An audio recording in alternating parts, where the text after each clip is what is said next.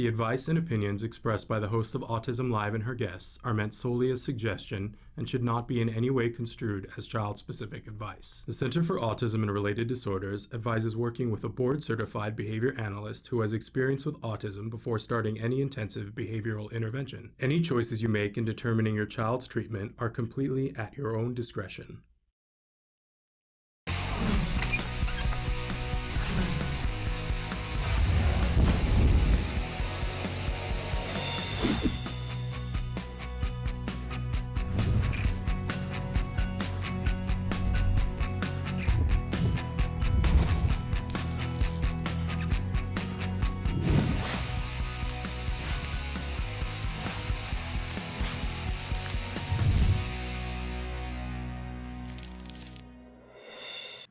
Good morning and welcome to Autism Live. I'm Shannon Penrod and we are webcasting to you live from the Warner Center in Woodland Hills, California. We are in Tower 1 of the Warner Center. We're on the 18th floor. This is our new studio. We are taking up space in the new home for the Center for Autism and Related Disorders, so it is now the new home for Autism Live as well. Thrilled to be here with you on this Thursday morning. We are calling this the Almost All Temple Day because we have a series of interviews that we're going to be showing you for the very first time with Temple Grandin. It just sort of worked out that way. This morning, in just a little while, we're going to be debuting the really interesting video that we did. We recently went to Dallas, Texas for the Future Horizons conference. It was called a super conference for autism in Dallas, Texas. And if you haven't been to a Future Horizons conference, I just want to encourage you to go to them. Temple Grandin speaks at many of them, and it's such a worthwhile thing to go and hear her speak in person. Temple is very hale and hearty. She is in her 60s now, though, and I imagine that there will come a time when she will slow down to some extent. Go and see her while you can, because it's a pretty amazing thing. So we had the opportunity to sit down with Temple and talk with her. We debuted that interview, I think last week before last. But we also had an opportunity to get in the car and go driving with Temple. And in just a little while, we are going to debut that. And it's an interview of a different kind. We said the rules are off the table. We weren't necessarily going to talk about autism because I told her, I said, Temple, people want to get to know you. So we asked some questions from all over the map. I loved it. I absolutely loved it, and I hope that you guys love it too. Then in our second hour today, we are debuting October's version of The Future is Bright. This is an amazing 1-hour program that we show here once a month with Stephanie Schaefer, who is the host of that. It is done in conjunction with the Autism Society of America. Now, back in July, the Autism Society of America had its annual conference in Denver, Colorado. Stephanie was there, and she did some amazing interviews with a wide variety of people, one of them being Dr. Temple Grandin. So we're going to be showing that entire episode. She talks to Dr. Temple Grandin. She talks to NASCAR driver Brian Clausen. She talks with State Representative Ron Simmons. And there's also an interview with Andre Felipe, who is a board member for the Autism Society of America. So I know you're going to love that. Stephanie's a great interviewer. Amazing interviewer, actually. So that's coming up in the second hour. In this hour, we'll be debuting the Temple Grandin Driving with Dr. Temple Grandin video in just a little while. But we always like to remind you that this entire show is meant to be interactive. We want you to participate. We hope that you will be watching the show, talk about the show, and write into us with questions and things of that concern. Kelby is going to show you some of the different ways that you can interact with us and some of the ways that you can get your voice heard here at Autism Live. While he does that, I want to remind you that our homepage is autism-live.com. When you go there, much to do. I want to point out a couple of features in particular, though. Please sign up for our email list. It gets you a monthly viewer guide and a weekly viewer guide, all free, helps you to know what's coming on, helps you to know if something changes last minute. So I hope that you'll subscribe to that. Then you can also, as I said, watch the live show there, but you can not only watch the live show, you can watch the 100 most recent shows that we've done. So that's almost, it's like half the year, I think. or closer to 3/4 of the year. So you can go back quite a ways just on that playlist. If you want to go back further than that, we have thousands of hours of programming available for you on YouTube and Roku and on iTunes. You can check those out there. But also on the home site, there is something called the live feature. It's just to the side of where you're watching the live show. It's a series of white boxes, and if you'll put your cursor in the one that says your question, all you have to do is type and hit enter. There is no username, there is no login, there's no password, there's no credit card information asked for because you'll be billed in 14 days. And the reason why there is none of that is because it's totally free, it's totally anonymous. I hope you'll participate. And ask your questions, put in your requests, tell us what you want to know about. We love it when you talk to us. Otherwise, I'm just a woman in a room talking to a camera, right? Right? So I love it when you guys interact with us. It makes my day, literally. I do want to remind you that we have a lot of experts that come on the show. We have a lot of guests that are people from the autism community. I always like to start the show to remind you that while we have experts on the show, I, Happy Dance here, am not one of them. I always like to remind you of that. I know sometimes I come across as, I have opinions on everything. Let's be clear about that. But I'm not an expert in autism. In fact, I don't want to say just, because there's nothing just about it. I am a very proud autism parent, and I am a former teacher. So I have a couple of viewpoints here on this journey, but I'm learning more than anything else. I learn from the things that you guys say. I learn from what our experts say, and I have a passion for this subject because I love my kid just so much. Just like you guys. And so please don't be confused, though, that I'm not the expert, right? I'm just learning. I'm a student sitting in the chair learning. But we do hope that you will write in and ask our experts questions. Deal? Sounds good. When you write into, I really encourage you, write as much as you want. If you find that it's frustrating because sometimes you'll hit the limit for what you can put on the live feature, you can continue writing again and push enter, but sometimes that can get confusing. If you need a longer space in which to write, please feel free to reach out to me directly via email. Somebody just did that this morning. We're going to talk about that in a little while. s.penrod@autism-live.com. That's me. I'm the only person who gets to look at that, and you and I can have a chat that way.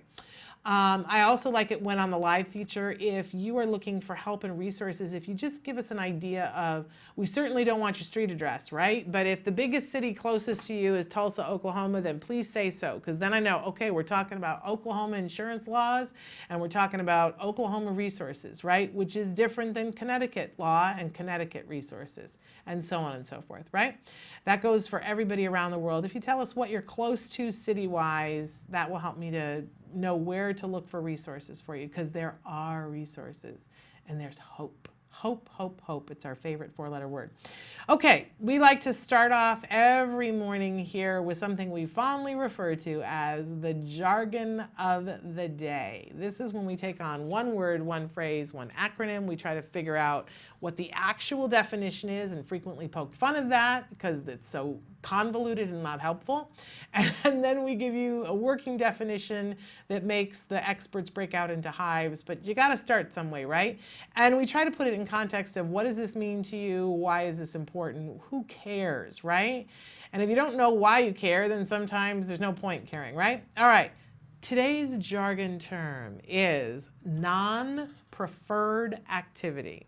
Now, sometimes it's, for some of you, you might be like, really? Is she going to take the time to explain what that is?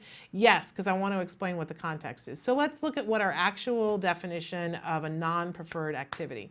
Non-preferred activities are activities that fail to be reinforcing enough to maintain themselves. Oh. That's pretty convoluted, right?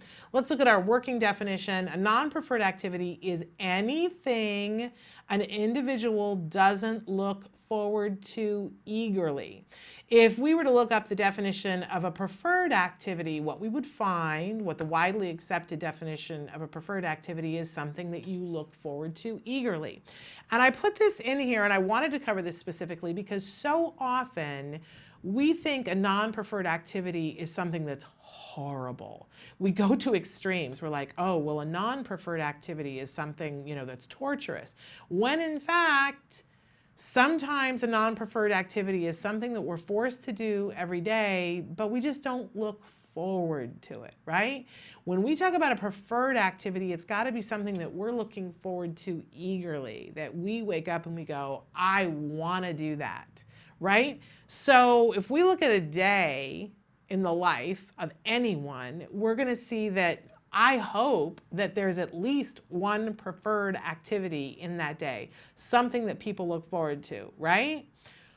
But there may not be, right? And we need to change things up a little bit to make sure that there are things that somebody, for all of us, we have to have things to look forward to eagerly. Think about if more, let's say that, 1% of your day right now is things that you look forward to eagerly. What if we could change that equation to 10%? Do you think your enjoyment of life would go up? Do you think you'd be a happier person? Do you think you'd be more productive? Okay, what if we made it 20%? Woo! Now we're into crazy talk, right? The fact of the matter is there are some people that spend more than 50% of their day doing preferred activities, things that they look forward to eagerly. When we think about trying to teach an individual who's on the autism spectrum, we need to be mindful of what is non-preferred and what is preferred. For instance, let's take a look at play. Play is something that we have an assumption given to us from all kinds of commercials and from our own childhood that play is fun. Play is something that all kids want to do.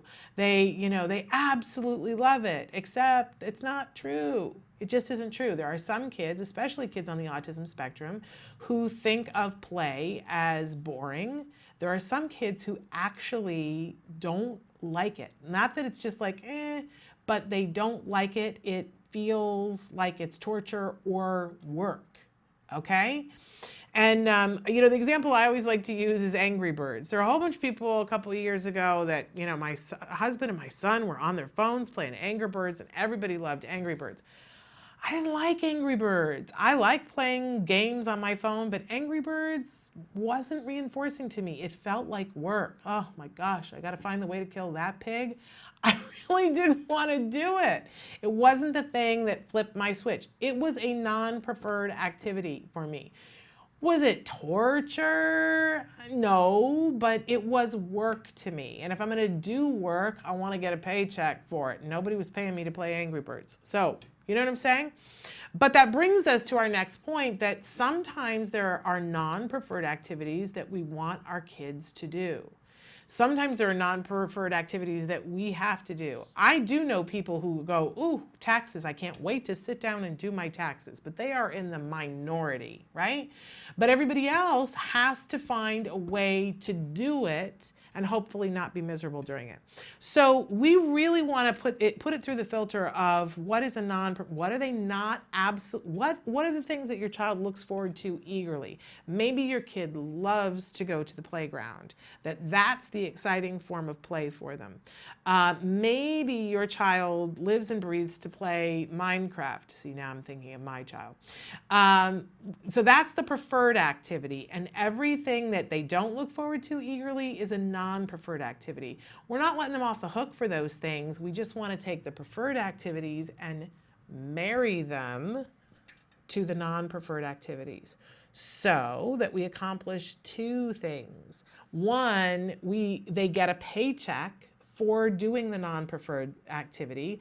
We got to do the homework right now, but as soon as you get the homework done and it's done well, you get to play Minecraft. That's going to power them through the non-preferred activity so that they get the preferred activity.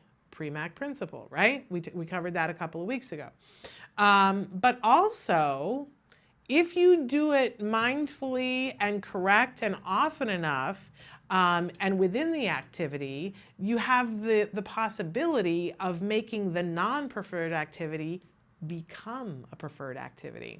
We have featured Dr. Adele Nadowski on the show many times, and she has a deal in her home that she's shared with us before that, there's no Kool-Aid in her house, except when the kids are doing homework. They come home from school, if they're sitting up at the table and they're working on their homework, they've got Kool-Aid there and they can drink the Kool-Aid. But when homework is over, Kool-Aid goes away and doesn't come back out until homework. Very smart BCBA. Right? Because her kids come home and they're excited to sit at the table and get started on the homework because they have linked it to, I get to have Kool-Aid. What's that going to be like for them when they go to college? Because, eventually, the studies are in about this, eventually the Kool-Aid will go away when they're not into Kool-Aid anymore, but the feeling of enjoying getting the homework done and sitting right down and banging it out, that will stay. It will. That's what the studies have told us. So non-preferred activity, it's not the, oh, well, they don't like it then, so we're not gonna teach it at all. We just marry it with the preferred activities, get it as close to it or intermittently through it as we possibly can. And we also need to be cognizant of the fact that don't just think to yourself, well, that's just for, homework, because homework is so horrible and it's just, just for the things that they really, really hate. It's not. Anything they're not looking forward to eagerly is a non-preferred activity. Marry it to the preferred activity. And you will get better results. You will see them taking on more things and doing them in a better way. That, my friends, is our jargon for the day. Now, we always have a question for you, our question du jour. And that goes hand in hand with our jargon today, but I want to know, what bores you? Like, seriously, what just bores you to no end? What is there, like, no hope for you? Because I got to tell you, math, oh my gosh. It isn't even that I hate it, it just bores me. I look at the worksheets that my son comes home from school and I just go, right?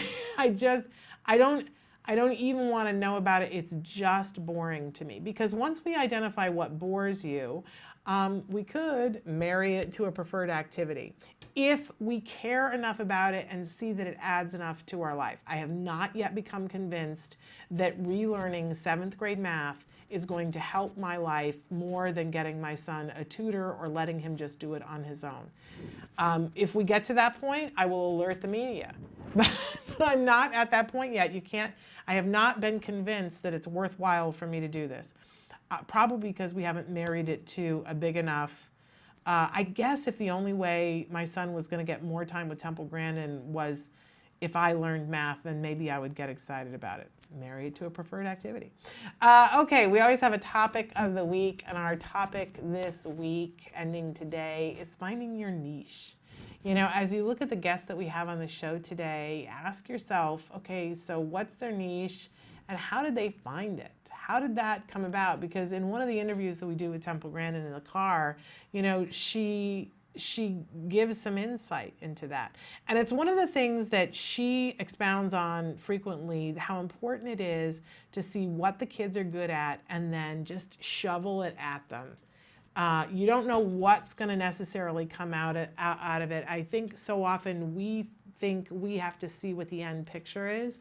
But if our kids love art, then, shove the art at them and see what happens. Maybe they'll be a graphic artist and maybe they won't. Maybe there'll be something else. But there will be some element of enjoyment from that. Maybe they will just be somebody who paints when they come home from their job, but the idea that they can come home from their job and paint is enough of a reinforcement to get them through the workday, I'd love to think that everybody can find jobs that are in and of themselves reinforcing, but, somebody has to be working some of the job. I guess there are people who love, the guy who does the dirty jobs. I can't even imagine. But how do you find your niche? How do you know what your niche is? Especially in the autism community, I love when I meet parents, and some of the parents that we've had on the show this week, because there's a period of time when you're new to the community and you're finding your way, and it's all about your kid.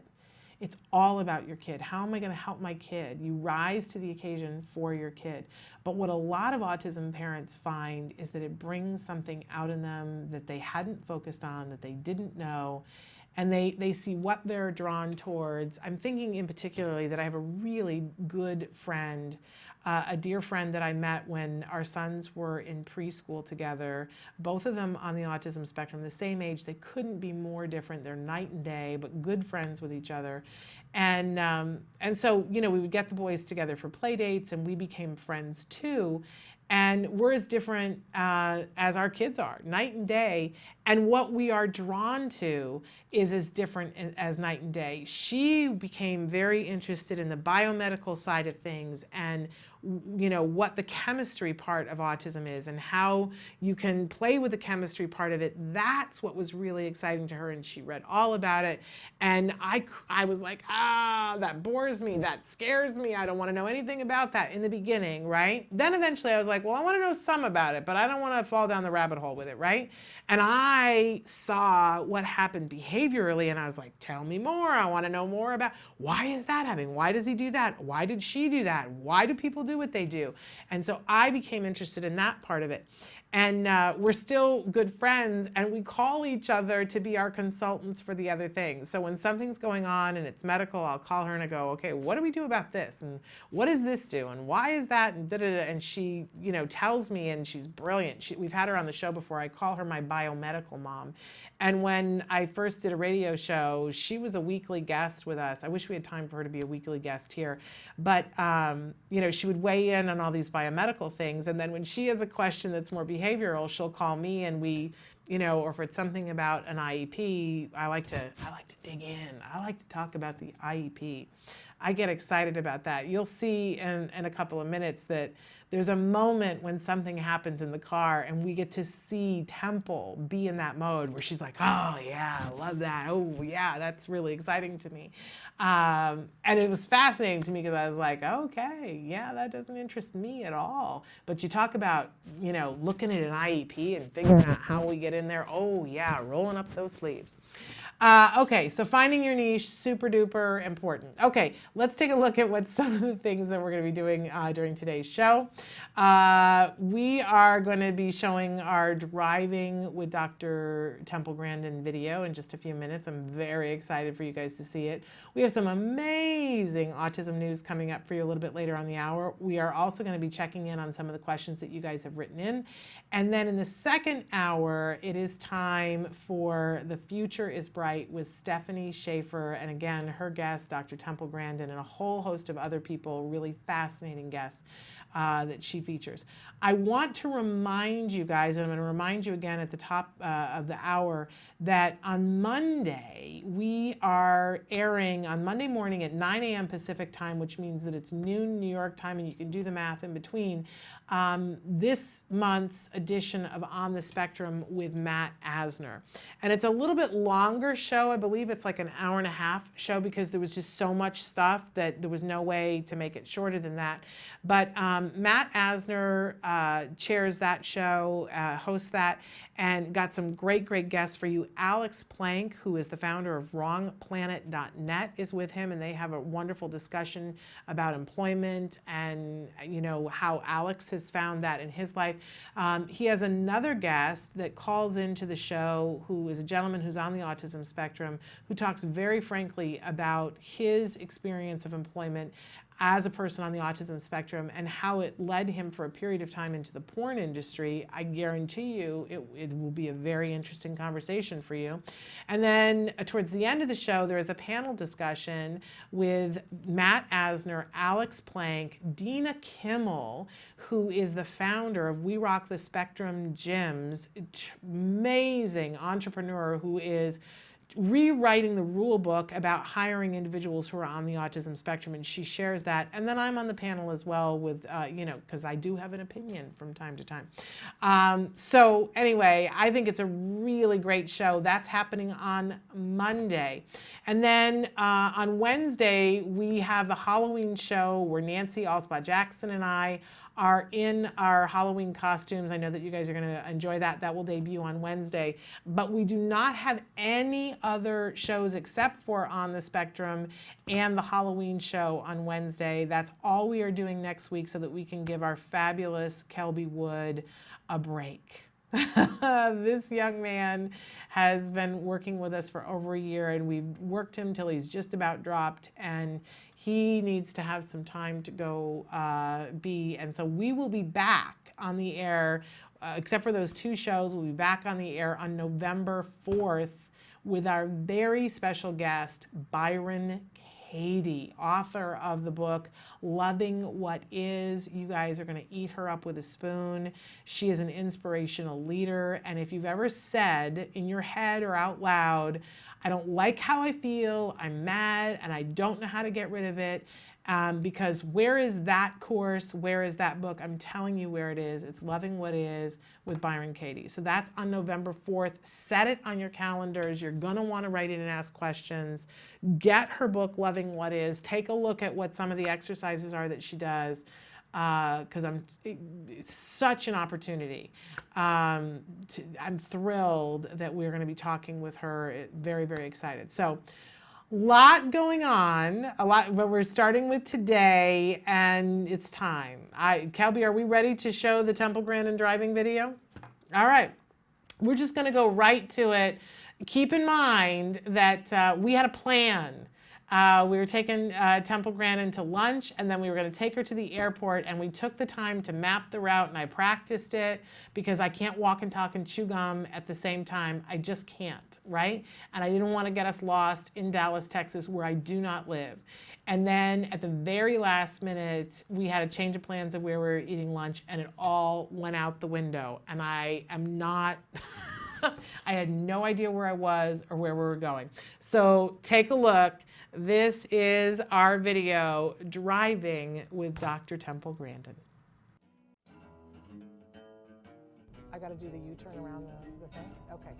So, Kelby, do I want the north entry or the south, or does it matter? Okay. Are we doing curbside bag check? Which way, Kelby? Left? Yeah. Okay. Kelby, can I go through the T? Yeah, I have a toll tag.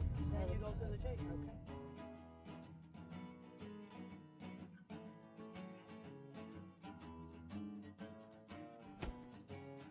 What do you do that, like, you could just spend 2 hours doing and have it suck all your time?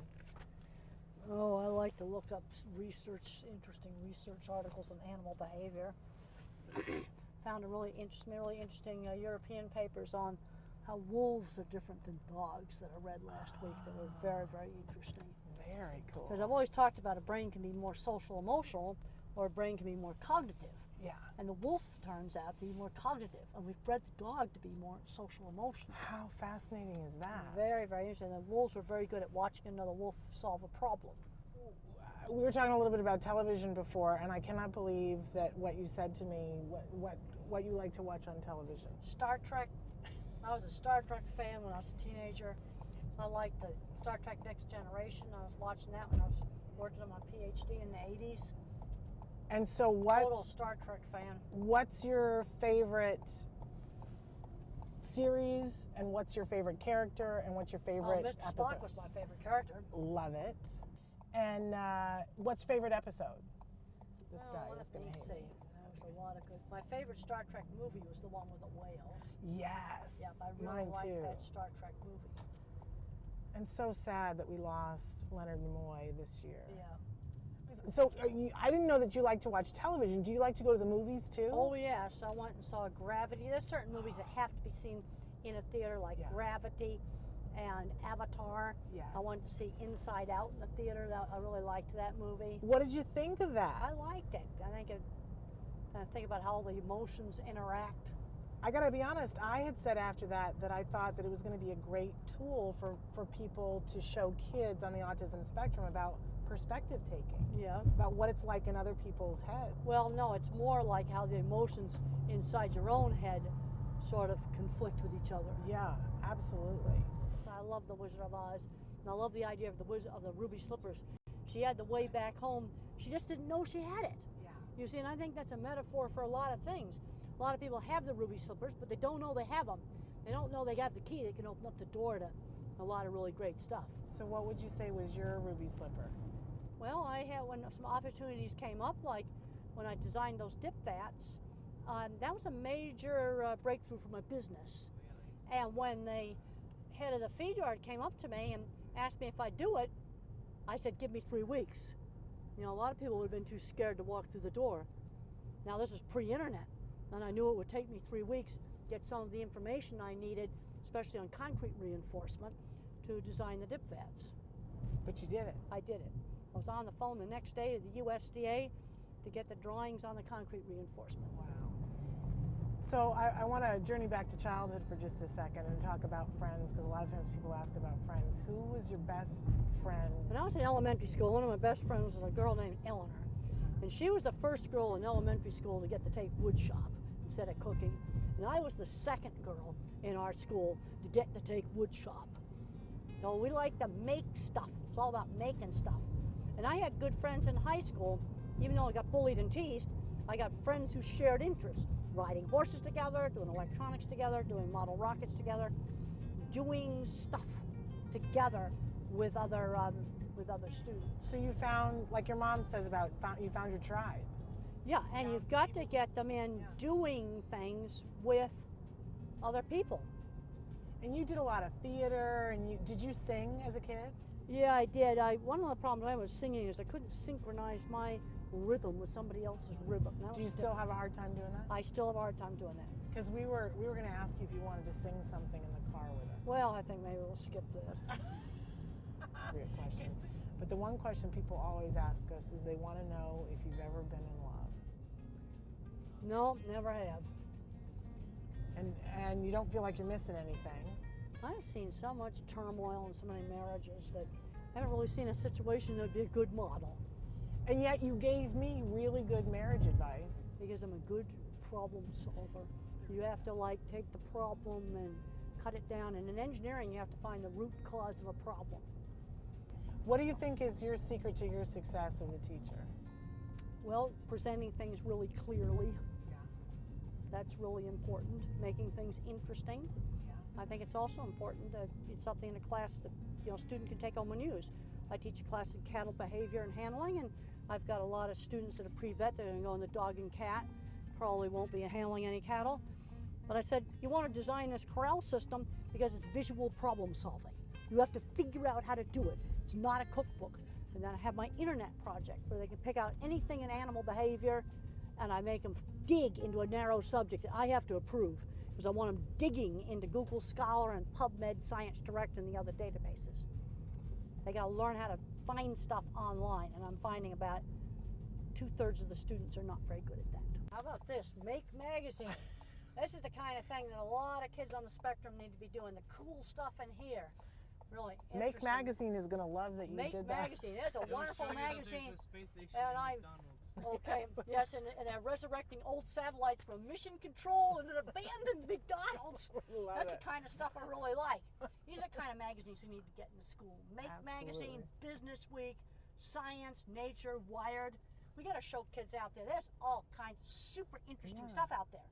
But if they don't see it, then they don't know about it. I like to geek out on construction sites. Yeah. I like to salivate over all the equipment they've got that we didn't have, like really cool man lifts and nice scaffolding. We didn't have any of that stuff. You didn't? No, we didn't. What did you guys have? A compass? Horrid ladders that were really dangerous is what we had. I'm going to pull up right here. Okay. We're going to get your stuff out. Yep. Put your back up.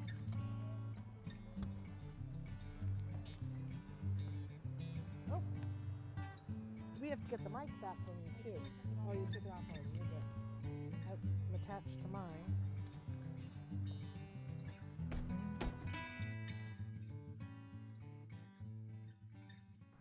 I hope you guys enjoy that as much as we did. And of course, we said it was a la Jerry Seinfeld going for coffee with comedians in cars. I always mess that title up. But you notice that we had Kelby in the back seat and Jem in the back seat, and Jem chimed in at one point when she was talking about Make Magazine and how much does she love Make Magazine. What was funny about that was that magazine was what I had gotten Jem to read on the plane as we flew into Dallas, and he had thoroughly enjoyed it. He hadn't made his way all. If you've not seen this magazine, and if you have a child who has an engineer at all, an inner engineer, watch their heads explode. And so we had it with us, So it was in the car, and as we were getting in the car, I showed it to Temple, and I thought, oh no, what have I done? Because she is going to be about the magazine the whole time I'm trying to interview. What have I done? But we ended up talking about that and a couple of other things, and she had looked at one thing, she thought it was really exciting, and then of course, just loved All Over Make magazine. And as we were getting out of the car, I saw her, very fondly touching the pages of it. And I said, Temple, would you like to keep that magazine? She was like, oh, I'd love to keep it.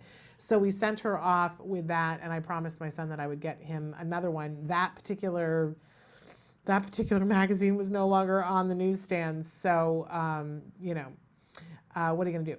But it was really fun to watch. And did you see when what happened in Dallas? The airport is like completely under construction, as is the rest of the state of Texas. Can I just say? But before we were done with the week there, I said, does Texas in some language translate to let's tear up all the roads at the same time? For those of you who are in Texas, please write me and tell me that I'm wrong, but that's what it felt like to me. And I drove from Dallas to Houston and back. On all roads that were all torn up, I'm just saying. But so the airport was torn up, and as we pulled into the dropping off, where we would drop her off, it was just, cranes and rebar and all kinds of, equipment. And to watch her light up, it was fun. It was really fun. It was like the equivalent of taking my 8-year-old niece to ice capades. The way her face lit up with wonder, Temple Grandin. That was so worthwhile seeing. So I hope you enjoyed this video. Please share it. We would love for all individuals in the autism community to have an opportunity to see this video. So share. Sharing means caring, right? That's what everybody's saying now.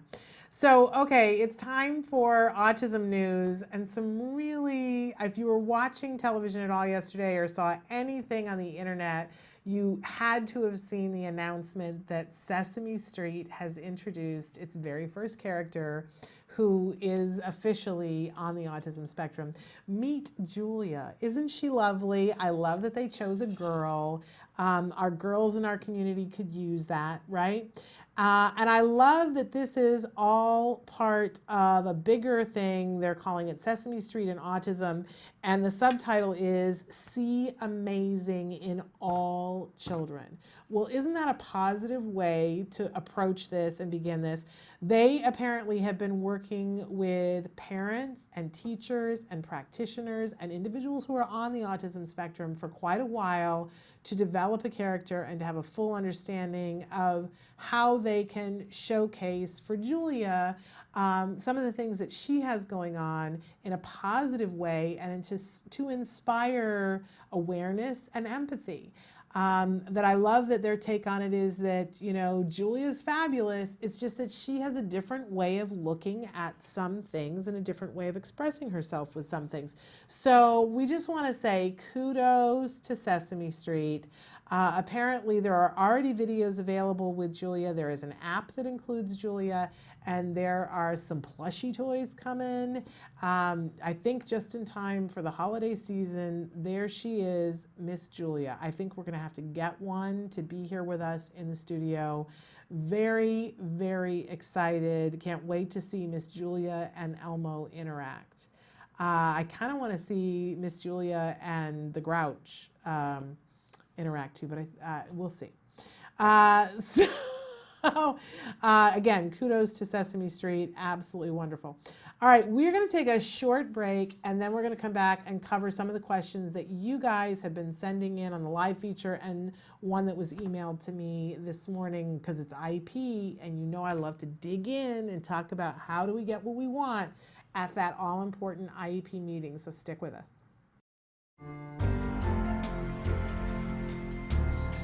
Another parent wants to know, how do I find out that one thing that my kid is really good at? Now, when they get older, they're going to kind of divide into two groups. You're going to have the kids that become verbal, And then you're going to have the kids that are nonverbal, got many more problems. Maybe they still have epilepsy or some other problem. And they kind of need different services. And the ones that get verbal, what we need to be doing with them is develop the area of strength. And that area of strength often will show up around 3rd or 4th grade, sometimes earlier. But my ability in art showed up when I was in 3rd and 4th grade, and it was always encouraged. And I was encouraged to do lots of different kinds of art. Otherwise, it would have just been endless horse heads. You know, Mother would say to me, why don't you draw a picture of a beach or something else? You want to broaden it out. If the kid's fixated on trains, let's teach reading with trains, math with trains. Tap into that fixation, but develop the area of strength. Some kids it's going to be art. Other kids it's going to be mathematics. So you got a 3rd grader who's smart in math, and he wants a 6th grade math book. Give him the 6th grade math book. Don't bore him with the baby stuff. But that kid's going to have trouble with reading, because the common thing is the uneven skills. And then you have the kids that are the history buffs, and these kids are often really good at writing skills. You tend to have uneven skills, but tap into their fixations and use those to motivate, but broaden. If he likes trains, just watching them, well, we're going to take that interest in trains to do some math with it, or maybe read about the history of the railroad. You know, tap into that motivation. One of the things I really want to talk about is we got to stretch these kids. I'm not talking about physically stretching them, mentally stretching them to do new things. I'm seeing too many kids that haven't learned how to shop, how to order food at McDonald's. So you start out, let's say it's ordering food at McDonald's or at Burger King. So you take them up there and they watch you order it. And then eventually you go in when the store's not busy, and they have to go up and order it while you're sitting at the table watching, and then you coach them. And then eventually they can go in the restaurant themselves. I can remember I was scared to go to the lumber yard alone and buy lumber. And Mother made me go. And she knew I could do it. I had bought lumber with her many times. But there's a tendency to want to have somebody else there when they do it, and they've got to learn how to do things alone. And you gradually have got to kind of push it. You've got to stretch them. And I'm seeing too many kids not learning basic skills. Saw a 19-year-old honors student that actually knows how to drive that had never shopped in the grocery store all by herself. That is just ridiculous. You know, you've got to stretch them. You push too hard, there can be panic. And the other thing is no surprises. No surprises. I knew all about the ranch long before I went there. I'd talked to Ann. But if you don't stretch these kids, they don't grow. Welcome back. We're calling this the Mostly All Temple Day, showing you videos that we've done with Dr. Temple Grandin. Don't forget that in the next hour, we're debuting The Future is Bright for October, featuring an interview with Temple Grandin that Stephanie Schaefer had the opportunity to sit down with Temple for the very first time at the Autism Society of America conference in Denver, Colorado in July. So you're going to be seeing that interview for the first time. But before that, I wanted to take a second to talk about some of the questions that you guys have written in. We're going to start with one that somebody wrote in via email. They said, "Hi Shannon, I just had my son's IEP. He is 5 in transitional kindergarten, mainstream class." Okay, we just have to stop and go woohoo for a couple of seconds because you're killing it. It's fabulous. She says, academically, he is above average. Oh, let's celebrate that too. But his social is 0. He has a one-on-one aide. I volunteer at the school every Monday, and every Monday I see the deficits of not responding to peers, dazing out, etc. According to their observation, they want to pull out the aide. I still think he needs one. So they agreed to do a fade out of the aide during a 4-week period and seeing how he does for 2 weeks on his own, and then reconvene to another IEP. The class has 24 kids. The teacher is overwhelmed. She cannot give him the support he needs. What do they want to hear in their terms to avoid the removal of the aide? My son is with CARD, and I'm going to send CARD in to take data of the fade out to provide them. When I spoke to the teacher, she claims she told them that he needs help. So if the person spending the most time with him and I are in the same, are seeing the same thing, how can they remove the aide? He receives OT and social services, counselor who is supposed to work on their goals if they only see him once a week. He doesn't know how to read social cues. When they told me he has made such great progress, I told him that's thanks to CARD. A year ago, you wanted to place my son in an autism class, and I decided to get him a full CARD program. And this year, he didn't qualify for speech. So I told them I'm making the right decisions and not them. So please help. Okay, so a couple of things. I want to start with a question, because you know that's the best way to start answering a question is with a question. Are we already at the point, have you signed something, and I want to bring up the thing in case you talk to me live. Are we at the point where you've signed something that agrees to the 4-week and then the 2-week fade out? Because that will make a difference. If you, I don't want to make you feel bad here, because there's no wrong thing, right? We're going to end up doing right for your child, and you're on top of it, and it's all going to be good. But if you've already signed something, you're more than likely going to have to go along and try it. If you haven't already signed something, I want you to go back to them and go, you know what, I'm rethinking this. Show me what the data is that shows that he is ready to socially succeed without the aid. And force them to give you data, because they don't have it. They're asking CARD to come in and give them data. So they, at this moment in time, you're 100% right. Your instinct that, wait a second, I'm the mom and I don't think he's ready to do that. And there's the teacher, and she spends all the time with him, and she doesn't think that he's ready to do that. So why are they saying that they're going to do that? They're saying that they're going to do that to see if they can get you to agree to it. There is a school of thought, I don't know if that's where I need to be. There is a school of thought, right, in teaching and in life. If you throw somebody into the deep end of the pool and they swim, well, then they can swim, right? And the problem with, as I see it with autism, I can't find it, is that if our kids need a one-on-one aid, right? And schools don't know how to fade a one-on-one aid. CARD knows how to do it, but schools don't know how to do it. I've yet to meet the school who knows how to do it. So, and they fear it. So what they tend to do is pull the aid out too early and mess things up for our kids. But if you think about it, it's a hard task, because your child needs an aid, right? Because there are certain points during the day when they need support for a wide variety of different reasons, and it's different with each child. But that becomes, as they progress, it becomes less and less. So maybe they come in, the administrator comes in and observes for 5 minutes, and they see that your child didn't need that aid for 5 minutes. What they didn't see was 10 minutes later, your child, in order to access the curriculum, needed that aid. Well, all the administrator says is, well, they don't need it all the time, so let's begin to fade it. But how do you pick which moments your child is going to need the aid? Usually they go, well, we'll just have them be half a day, because that's what fits their budget. We'll pay the aid to come in half the day, and we'll see how it goes, right? And sometimes they're successful. Not because that's the right way to fade an aid, but because sometimes it just works. It works out okay, the kid was ready. But more often than not, if we were really truly going to fade an aid properly, the aid would step back and do less for the child, and eventually we would bring in an aid that was unknown to the child, that they didn't know it was the aid, but the person was there and could intervene if need be, right? And there would be a process to do that, but the person would still be there the whole day. So I really want, if you haven't already signed something, cancel it. Say, nope, we're not ready for it. And just say to them, show me why you're saying that.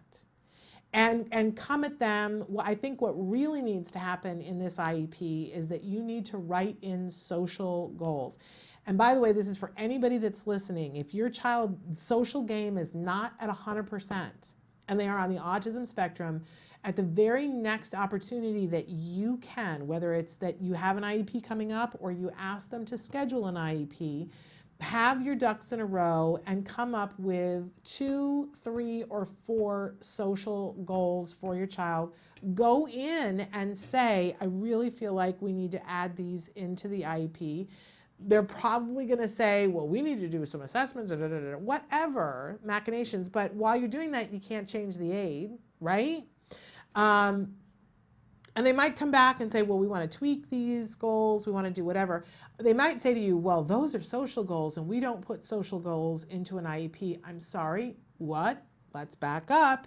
And if we look at what IDEA says, it says that they are responsible for teaching our kids the curriculum. And there is a section in there, and I don't have it directly in front of me, but it says to prepare them for work afterwards, which they cannot be prepared for work afterwards if they do not meet their social milestones. So you just point that out to them and go, remember, you know, we have these occupational goals as well, that's part of school.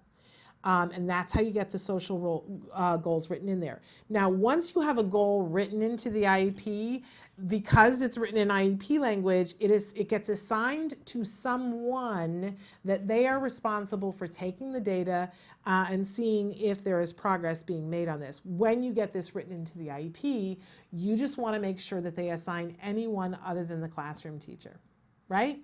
And the way you're going to do that is by making sure that those goals, for those social goals, that some of them happen during recess and lunch.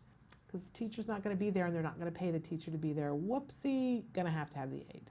So that's a really easy way that you can do it, and they're going to get frustrated and be like, oh, just let her have the aid, right? Because the teacher is already saying to them that they need the aid too. But somebody who's watching the budget is going, nah, you probably don't need them. Lies, lies, all lies. Keep in mind too that there is a preconceived notion among people who are working in schools that aids are kept for the kids who are the most severe, that's who gets the aids. That's wrong.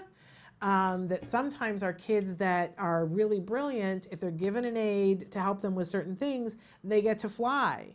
But schools aren't going to want to pay for that if they don't have to. You're just going to keep putting pressure on them. Okay, so if you've already signed for them to do the 4-week and then the 2-week fade, talk to your card supervisor and say, you know, I'm going to be sending in you to, you know, I need for you to be mindful of this, that this is what we're looking. So let them know where you're coming from. They're going to see what they see and they're going to report on it, but let them know ahead of time what it is that the reason why you're doing this.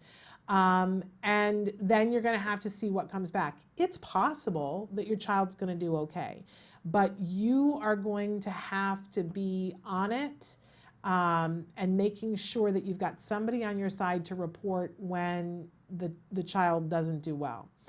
Now, I think you emailed me, and there's some stuff that we'll talk about not in this format, right? There are some things to keep in mind as a parent that I don't think we want to talk about in this forum, but I will email you and we'll have a little bit more conversation about that. And if you're watching, you're like, no, because I wanted to know what she was going to say too, email me. Because there's stuff that's, you know, private and maybe we don't want to air out with a camera up our noses, right? But if you've got an aid there, it's so much easier to keep an aid than to get an aid. Let's say that. Everything is in your favor unless they can demonstrate why, and they have data showing that the aid is not used. And I'm going to guess if you have a teacher that says he needs them, that's not going to be possible. So asking for data, hopefully you can just stop the whole thing and say, I've rethought it. I don't think that's, until you show me data that what you're basing your decision on, then no. And you know, then we can talk more via email and on the phone. I hope that's helpful. We're going to take a short break. I think do we have time to come back for one more, Kelby? He says, not really, unless you want to. I just didn't want to find, well, you know, somebody, let me just say this. I'm not going to go to break. I remember what they said on the thing, and we'll talk about this briefly. Somebody had written in twice and said, where do I find a pediatric dentist that does general anesthetic?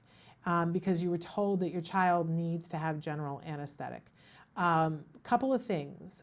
My first question, because always answer a question with a question, is who told you that you needed general anesthetic? Was it your dentist? Or was it your behavioral person? Because we had Dr. Linda Copeland on Tuesday talking about the fact that for some procedures, There are some kids who do need a general anesthetic, and if the child is going to bite or be traumatized, then we definitely would want to look at general anesthesia. But I would tell you that if you get the right pediatric dentist, a lot of the times that we think a kid needs a general anesthetic, they don't, if it's the right dentist.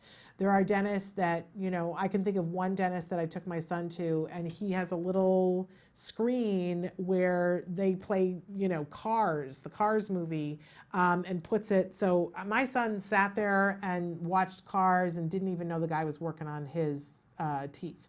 So, you know, and there are other dentists that do other things, and they'll ask what it is that it takes for your child to do something. I would really look at that before you begin looking for the dentist that does the general anesthesia. But my answer for both is to start with the same place, which is lovemyprovider.com. If you go there, go to your area and, you know, look and see if there's a pediatric dentist that specializes in kids with autism. Then that's the best place to start. If Love My Provider is not up in your area because they're spreading globally, then my next place that I would tell you to go is to tacanow.com, TACA now.com. By the way, they're starting their national conference tomorrow. Very exciting thing. So TACA has chapters in different places around the country. They're parent run, and sometimes they have, you should join that. If there's one in your area, you should absolutely join that. And a lot of times they have like a Yahoo group or something like that that you can join. It takes a day or two for them to, you have to put in an application, and they vet that you are in fact a parent, that you're not just going to come in and sell things to people, because it's a place for parents to talk about parent concerns, right? And then you can put in the question and say, anybody know a great dentist, might need to have general anesthesia, and those TACA parents will, you know, they will be writing to you and saying on the, not to you personally, but on your question online, and give you ideas and tell you what experiences they've had, and it will be great. If you don't have a TACA near you, I want to encourage you to start one somewhere down the road. But then the next thing that I would tell you to do is call your local Autism Society of America office and ask them if they have a referral. If that doesn't get you there, there is a resources page on Autism Speaks. Sometimes they can, depending on where it is and how close to a major city you are, it's possible that it might be a little out of date because they had so much stuff put on there so early that some of it is not completely up to date, and those other ones will be more up to date for you. But hopefully that gets you the pediatric dentist. Okay, so again, we're going to go now first to the A word and then to the future is bright. You're not going to see me the rest of the time, so I want to make sure you know, Monday, early, 1 hour earlier than we normally are. It is On the Spectrum with Matt Asner, very special guest talking about employment. You're going to love it. Then on Wednesday, tune in. We won't be doing Ask Dr. Doreen, but tune in to see Nancy and I in our Halloween garb. We had a really good time, so make sure that you tune in and see that on Wednesday. But then those are the only 2 shows next week. The next time we'll be back live is on November 4th with Byron Katie. We were definitely going to do some Periscope between now and then. I'm hoping to Periscope tomorrow from the TACA conference. So check out our Periscope. But first, we're going to watch the A word, and then you guys are going to see the amazing The Future is Bright. I will see you again on November 4th, but until then, give your kiddos a hug from me. Here is the A word.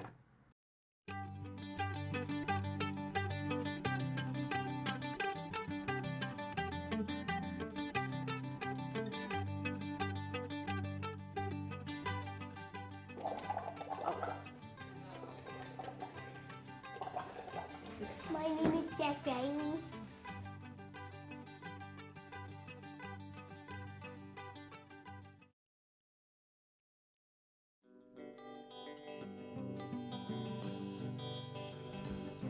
I know a cute little blue-eyed boy, and his name is Jack. Jack Riley.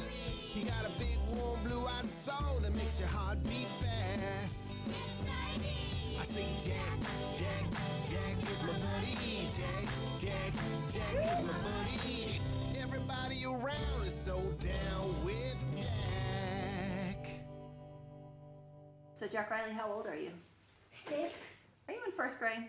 No, it's going to be first grade though. So what are you in now? I'm going 0th grade. You're what do you call 0th grade? Kindergarten. The A word. I think that word was far worse than we ever expected. Yeah, I remember I kicked the garbage can when we were outside. My foot hurt. I remember that. And, that wasn't a very good day.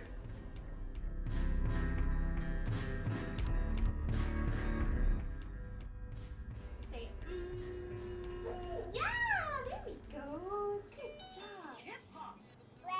Green or orange? What is it? Let's raise. What's your dad's name? Like, It's, hippo I guess it's a pretty good example of what it could look like.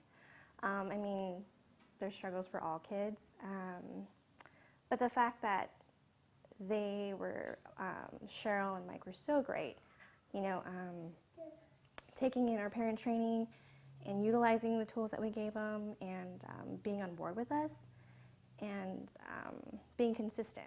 I feel like consistency is so important because sometimes I know when parents come home, it's just easier for them to just give the child whatever it is that they need because they've had therapy all day. But consistency, I feel, is so important, and that's how you get over their behaviors, their difficulties, and yeah. So yeah, consistency is key, and it's obviously worked for them. Like that, okay? Ready? You can do it. 1, 2, 3. Yay! Good job! Good job, Jack. We adore him, so whether you do the right thing because of that, you're doing something because of it. think I saw it. Coincidentally, some of it's right. When we first, you hear autism, and of course I did all the online research to scare you to pieces, and one of the things that probably hit me the hardest was that he's not supposed to be a kid who likes affection. He's not supposed to be a kid who's going to put out affection, and of course that's not true. But what did we know at the time? So I think then, and it's in both of our nature that we thought we could love it out of him, which is probably one of the best things that we ever did. Maybe, I don't know. I'm going to marry somebody. Yeah. Eloise. Eloise? You've got a lot of contenders, though, for who you might Yes, marry. I do. Who else might you marry? She's the only one I'm going to marry. Oh, yeah? I hope. And as I said many years ago, I want him to date. I think that forms you. It informs everything in your life. Getting your heart broken, breaking a heart, confidence, insecurity, everything's informed by dating. And I really want him to do that. And to me, that's a typical behavior. Just that, I don't know, I mean, he's just such a cool kid. It's just, we are amazed every day at some of the stuff that he says and does, and feel very, I guess, honored, privileged to be his parents. Well, what if Mommy asks you to eat broccoli? What will you do? I would eat it, but I don't like it. Okay. It just tastes like, because I don't like eating trees. And that looks like a tree. That's true. You don't like eating trees? It looks like a small tree, like this big a tree. Yeah. That's one thing that autism has done for us. If I just don't know that if you don't go through this, that you, I mean, I was never someone who lived in the present very well. I tend to look to the future a lot, always planning what's next, and boy, he helps me to live in the present because you just have to. You have to appreciate every little thing. A part of me wants him to forget that he ever even had therapy, just to grow up and make memories, make friends, and yeah, be successful in life. Perfect. Now pull the other bunny in. You did it.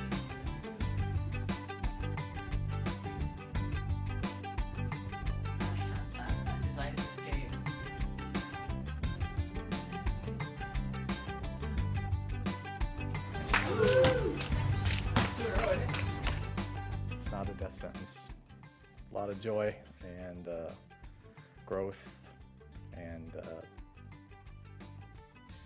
when you find the fun, it's probably bigger than it ever would have been with a typical kid because you work so hard for it. And that's about it, I think. Can you take this off? Makeup. Temperamental star. Nailed it.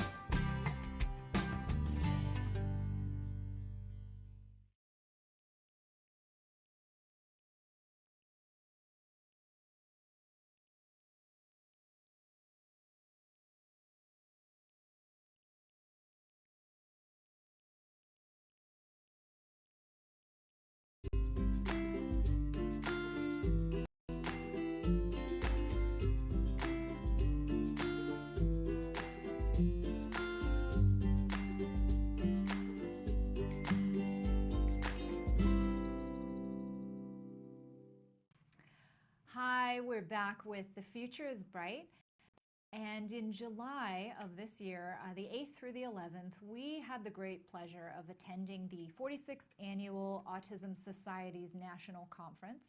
It was well attended, lots of interesting people, great booths this year, and quite a few interesting guest speakers and interviews that we were able to get. So we came back with some of those for you, and I hope that you like what we have for you. We had the distinct pleasure of interviewing Temple Grandin, and that was quite a lot of fun. She had books for sale and she gave speeches, and I think you can even get a hold of some of that footage online, if I'm not mistaken, at the Autism Society's website. We also had the pleasure of interviewing Mr. Brian Clausen. He's a NASCAR driver, and he's a lot of fun. He was a great interview and a very spunky gentleman. We interviewed Ron Simmons. You're going to see his interview. He is the Texas House representative and also instituted something called Blue Tie Thursdays. So it's meant to cross partisan lines and get everyone kind of in the same boat and on the same side to try to make changes in the legislature. He's a very nice gentleman and very animated. And finally, we interviewed Andres Filippi. He is the current committee chair for the Autism Society of America, and he does some of the strategic planning and kind of sets the goals for what we're looking for to happen in the future. So I hope that you enjoy our show. We had a lot of fun in Denver, and we look forward to next year's event. So thank you for joining us. We're here with The Future is Bright, and we have a very special guest, Temple Grandin. Doctor, thank you for joining us. We're so good to excited be here. to have you. Thank you. You just gave a great speech at the 46th Annual Conference here in Denver, Colorado, and we would love to take an opportunity to just ask you a couple of questions about a hot topic for you now that is employment. Yep. And helping people with autism become gainfully employed, and what we can do as they're growing up, through the high school years and through those younger years, maybe before they're old enough to get a real job, as you'd call it. What's your advice for parents out there and what they can do with their kids today to help them? The problem with autism is, since they changed the guidelines for diagnosis in 2013, the spectrum has become extremely broad. At one end of the spectrum, you're going to have Silicon Valley programmers, really good artists, really talented people. And at the other end of the spectrum, you're going to have someone that's going to remain nonverbal with some very severe handicaps, and it's all got the same word. You see, if you diagnose a kid with dyslexia, you still have a fully verbal kid with normal intelligence, can't read. ADHD, you've got the hyperactivity attention problems. It's a much narrower spectrum if someone is ADHD or they're dyslexic. Autism now, you've got this huge quagmire of a spectrum. And the only time I can give a specific recommendation across the whole spectrum is the kid's 2.5 or 3 with no speech. You must start early intervention, 20 hours a week of one-on-one teaching. There's various ABA and other methods that work, but you got to start now. I can give you a canned answer. Once a child gets older, they're kind of merging into 3 different groups. What are the groups? Well, you're going to have a kid that's going to remain nonverbal with very severe handicaps. And some of the ones that look very low functioning actually have a locked-in syndrome with normal intelligence inside. Okay. Then you have a moderate group where you've got some speech, but it isn't really normal speech. Reading might be, 4th grade level. sort of like that. And then you've got the high-end group where they often are really smart in one thing, like math or art or maybe verbal, and then they have a deficit in another thing. And the education system puts too much emphasis on the deficits, not enough emphasis in building up the area of strength. If you've got a third grader that's good in math, let's give them harder math and let's introduce them to programming. Because that's something that could turn into a job. You know, the programs that are hot right now are C++ and JavaScript, Ruby and Python. The courses are free online, but the kid's not going to get interested in that unless you introduce it. And who should be doing that? How do you recognize that you've got a kid with, let's say, a great math capability or great All art right, so capability? you should give the kid the third grade math the instant he learns it. Let's get the fourth grade book out. Let's get the fifth grade book out. Let's get the sixth grade book out. If he can do the college book in third grade, fine, let him. He's probably going to need special ed. So very early. Oh yeah, don't make him do baby math. He's going to get bored, and I guarantee you he'll be a gigantic behavior problem when he's bored. It sounds like you think there might be a little bit of a coddling issue where parents are concerned. Oh, I think there's a big coddling issue on just learning things like greeting. I'm really appalled at meetings where, come to a meeting, here is a 12-year-old, completely and fully verbal, that does not know how to shake hands. He doesn't know how to greet. You see, the manners in the 50s were taught in a much more structured way.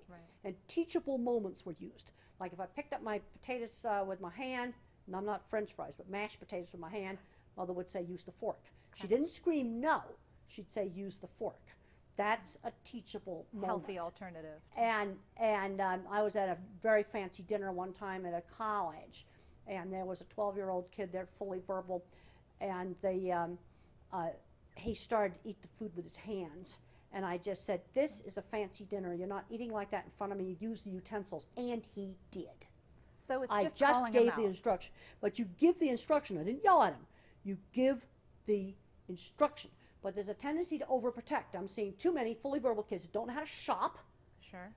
They're not doing any chores in the home. Just basic things. Greeting people. When I was 8 years old, Mother had me party hostess at her parties. And I had to greet the guests and serve the snacks. So it sounds like your mother had a lot of faith in your ability to just take those tasks that she was giving you and do them. Well, and so you're you saying, got to stretch these kids. Stretch you see, them, the kids okay. getting labeled autistic, the babying them. And you know, if you have a little kid, you know, that's, you know, severe behaviors. I was severe behaviors when I was 3 years old. Sure. You know, of course the parents are going to be upset about that. But then you got another kind of kid, 10 years old, no friends, geeky and nerdy, gets a label, and not enough's being done to engage his area of strength and teach him basic skills. Because what makes me crazy is I go back and forth between different silos. I'll do a talk out at Silicon Valley. You can go to the big tech companies. It's Asperger's everywhere. Cube after cube full of them. Headphones clamped on, don't even look up at you. I can go over to the meatpacking plants. There's a whole shop full of hippies there. And I know they're on the spectrum. They've been there for years. This is what makes me crazy when I go out into the cattle world or the tech world or even the academic world, and I find older people my age, maybe 10 years old, that are on the spectrum, but they're not diagnosed. So it sounds like you're saying in today's society, less helicopter parenting That's right. and more, you know, you must do this and reinforcing. These are the manners you need. This is how Well, we you act. just treat them. You got to move them just outside the comfort zone. I just met a lady when I was down in Argentina. I said, well, I can only shop at this one supermarket, this one newsstand. I can't go to another store. You know what I did with her? We watched Took out her of that somewhere. meeting, and we went to a new newsstand. So and you I walked brought her up through. to it, and I said, buy that magazine there. She wrung her hands a little bit, and she bought it. Okay. You so know, you made someone else walk through the proverbial I did. door. Good for That's you. right. That's what I did. I did that last week. And you're encouraging parents to do the same thing with their kids And then now. we're going to be getting into looking at the job front. Okay, now that's something you just gave a great speech about, and it sounds like that's this new hot topic for you about how kids in their maybe early teens, maybe before they're really able to get formal jobs, should be out doing maybe the paper route type equivalent. Okay, we don't have paper routes anymore. In fact, I got asked The equivalent. I got asked the other day what a paper route is. You're kidding. No, I'm not kidding. And By an I adult? said, well, you know, they used to have children deliver newspapers to people's Sure. houses. And that taught really valuable skills. Okay. Okay, now we don't have that today. Well, How what's the about equivalent? walking some dogs for the neighbors? You can do that in the city. Okay. You know, but not your own dogs, somebody else's dogs. And you got to go over that at 2 different apartments at 6 o'clock in the morning, take those dogs out and walk them every day, even when the weather's nasty. Or maybe working in the farmer's market. Okay, we were just discussing New York City, where my mother lives. When I stay at the hotel in New York and I walk 6 blocks to my mother's apartment, I go by 5 or 6 street vendors. Okay, a kid that's like 12 or 13 years old, have them help out a street vendor. They've got to start learning work skills. If they're out in the suburbs, they could help out in the farmer's market. Let's start getting creative. Let's start off with church and synagogue jobs, things like that. Church ushers, setting up chairs for the church social. Yes, it's a job. Every Thursday night, you got to do those chairs. So it's the accountability, being somewhere where someone's expecting you to help out and do a particular thing. It's a defined task. You got 100 chairs to put up. Defined. And you got 100 chairs you're going to have to put away after the event is over. So defined and repetitive and something that they do. Well, a lot of jobs for are the repetitive. family. Newspaper routes are repetitive. But let's go through my work history. These kids have got to learn work skills outside the home before they graduate my school. All right. When I was 13, mother just in the neighborhood found a little seamstress that did dressmaking out of her home. And she went in and told about me. I was kind of different, but I was really good at hand sewing. So the lady started having me hand sew the hems and take apart dresses. When I was 15, I was cleaning horse stalls. Then when I got a little bit older, I was making signs and selling them. And the first sign I ever made was for a beauty shop. First sign I ever made for a customer. I had made some other signs before that. But making things, and you have to learn how to make signs that other people want.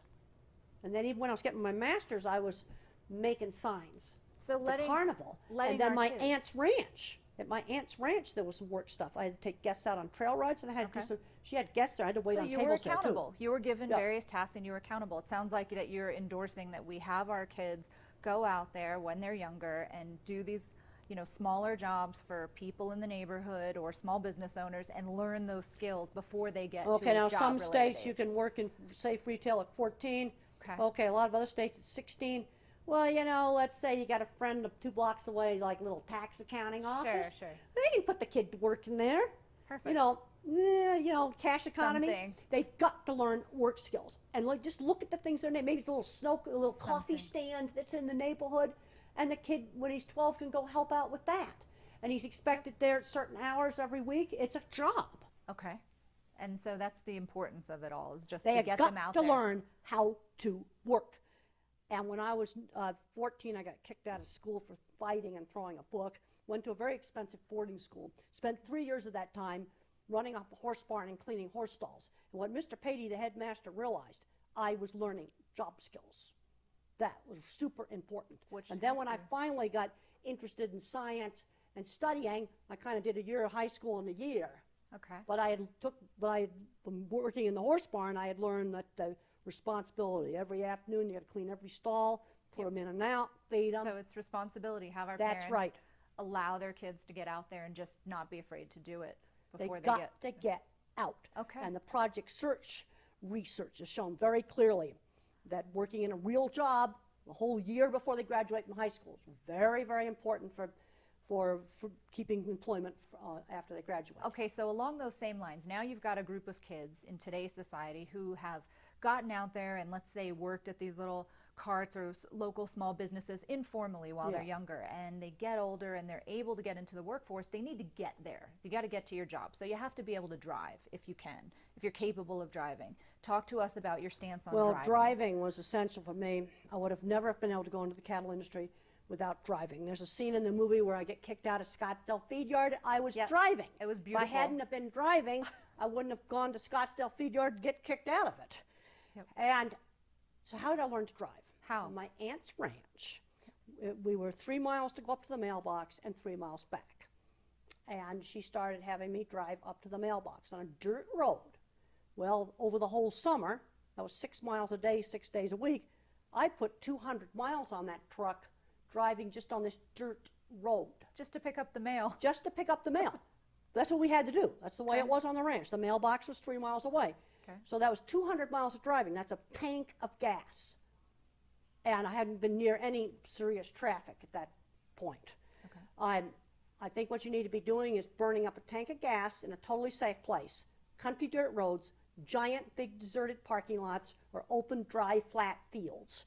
Because there are some multitasking issues, and what the kid needs to do is he's got to learn how to operate that car before we go near any traffic. And the problem with driver's ed is they put them into traffic too fast. So I want to burn up this tank of gas in a totally safe place, then you do the driver's ed. Okay. So they fully learn how to steer, brake, stop. You can practice parking, practice all kinds of stuff, because this deals with the problems with executive function and multitasking. See, when you learn a motor skill like driving, you first of all have to think about how to steer, how to brake, and how to use the gas. Now, as you practice it, you no longer have to think about it. It just goes in your motor cortex. Sure. Well, before we go near any traffic, I want operation of the car migrated into the secondary. motor cortex of the brain. So once that's second nature, and a kid goes out there and is learning how to drive on, let's say, this deserted road Yeah, or this that's open right. parking lot, and they've got steering down, and you want to maybe throw some things into the mix before they ever go into driver's ed, like it's raining, there's windshield wipers, and you need to look at your turn signal, and oh, by the way, you're about to park, those types of Well, things. then you start teaching them how to use the turn signals. Teach them everything. You just teach them everything, and then even after I got a car, I went to Franklin Pierce College, but that was out in the country. There was some traffic, but it was really mild traffic. So I was another year on easy roads before I did any really serious traffic. Also, like downtown Denver, I just absolutely hate coming here. I actually avoid the rush hour, but you see the airport route, I know exactly where the lanes are, where I have to get over. It's a more comfortable route. The airport's totally comfortable. Okay. You know, so like going to the airport's easy. And see, all my agricultural jobs were out in the country. So, Sure. but even on Denver traffic, okay, I would learn a certain route. There's some really bad exits where you can get forced off. Well, then I got to learn where I got to get over when I'd learn the route. But it's just going to take longer. So I'm recommending a tank of gas in a totally safe place before we do any driver's ed, a year on easy roads before we do downtown traffic or crowded freeways. Just a period of acclimation, it sounds That's right. like. Okay. It's going to take longer. For multitasking skills in general, whether it's driving Well, or multitasking is the problem. You see, and the way to avoid the multitasking is there's no multitasking if the operation of the car is migrated out of frontal cortex back to the motor cortex, so you don't have to think about driving the car. So you want that extra time. That's right, and then Okay. turn signals, well, you can practice that even on my aunt's ranch, where we would go up to the mailbox, there was one turn to the mailbox where I could practice a turn signal. Okay. Okay, so that's driving. That's now, right. Now they can get to the job. They've learned how to drive. They've had their practice at manners at a young age and doing some of these informal jobs. Do you have specific advice for what we can tell adults with autism who feel like they've got the right skills to get out Let's into the workforce? short circuit the interview process. Okay. Because when we were just talking about this at the tech conference I was just at Sure. across the street with Specialist Cistern, that tech company that hires people on the autism spectrum, and they were talking about how they got to short circuit the interview process, and the way that I would do interviews is to simply show off my portfolio. I'd show pictures of things I designed, drawings. Okay, if it's a programmer, he needs to show a computer in there. Here's some C++ that code and it does this, and I got some JavaScript and it does this, and you just show off your portfolio. So maybe a different kind of interview That's process right. for people That's on right. the spectrum. And then once they get on the job, the thing employers have to realize is you cannot be vague. There's a scene in the movie where my boss slammed down the deodorant and said, "You stink, use it." That happened. Right. They got to clean up themselves, and I did it. And that boss, I'm pretty sure, was on the spectrum. But you that said did you that. appreciated that. Now, because I it was very direct. angry at the time. I was very angry and upset at the time, but I wanted the job. I thank that boss now, and I thank Linda Carpenter and her other secretary friend that took me out to buy the clothes. Okay.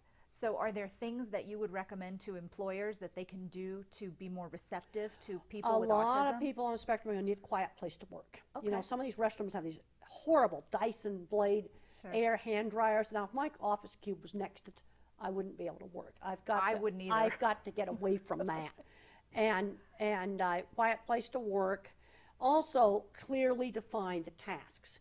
Even now, I mean, when I do consulting, I've worked on a big manuscript with 15 other people. And I just said, I need homework. Okay, tell me I'll write this part of the manuscript, and I'll do it in this format, get it done on this date. Okay. Then, when I read through the rest of the manuscript, I found some technical errors. You know, some things there might be opinion. These were purely technical errors. Another person corrected them, no track changes, just sent it on in. Okay. Because you don't rub the other person's nose in their mistakes. Well, Because that's I got in trouble for doing some of that. that's good practice anyway. Yeah. That's just nice, you know, social skills. So it sounds like then, to just recap it, for employers today to clearly define tasks for people on the That's right. spectrum who are coming into the workplace, that's a great way to be sensitive All right, to let's say helping it's, them it's succeed. programming. You don't just say develop new software. That's too vague. Right. They've got to write Be some direct. code that does. You don't tell them how to write the code. That's up to the ASPE to do that. But what is the outcome? Okay, that's to go on a certain platform, be a certain language, Sure. and it's got to achieve a certain outcome. Great. And there's some deadlines. Great. And deadlines, okay. Well, when I worked for the magazine, the deadline was so many column inches by the 15th of each month. And I was to cover a wide variety of livestock topics.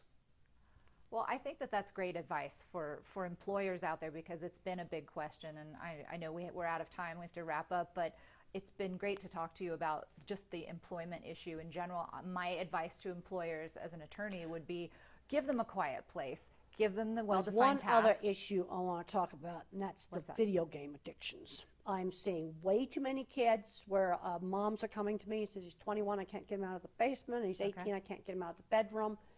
We've got to limit the video game playing. Well, I think all parents sort of feel that way. And Well, we've got to, because they're not having good outcomes. the more you limit the video games, and the more you can do, like what you said, is to help socialize people. The more we spend one-on-one time, like you and I have, talking to each other face to face, Yep. the more we all benefit I'm by not- better social skills. I'm not suggesting banning video games, but the rule for me was Is a 1 hour limit. of TV during the week and 2 hours on Saturday, 2 hours on Sunday, so they can do it And that's a- some. And That's a great way to wrap it up. That's great you can't let them advice. play video games for 8 hours a day. Well, of course not. Of course not. I think all parents would agree with you, but especially. But unfortunately, I'm seeing too many kids where that's happening. Okay. Well, it's good advice. It's good advice if you want to be successful in the The other employment thing industry. is, you've got to expose kids to enough different things. Like, how's a kid going to find out he might like acting for a career if there's no school play? How's he Right. going to find out he likes Oh my fixing gosh. cars if there's no auto shop? They've taken these things out of the schools. I think it's completely wrong. Kids are not getting exposed to enough different things to become careers. Okay. So lots of exposure. Gosh, thank you so much, Okay. Temple. We appreciate Thank you. your time. It's been fabulous. Thank you for joining us You're on The welcome. Future's Bright.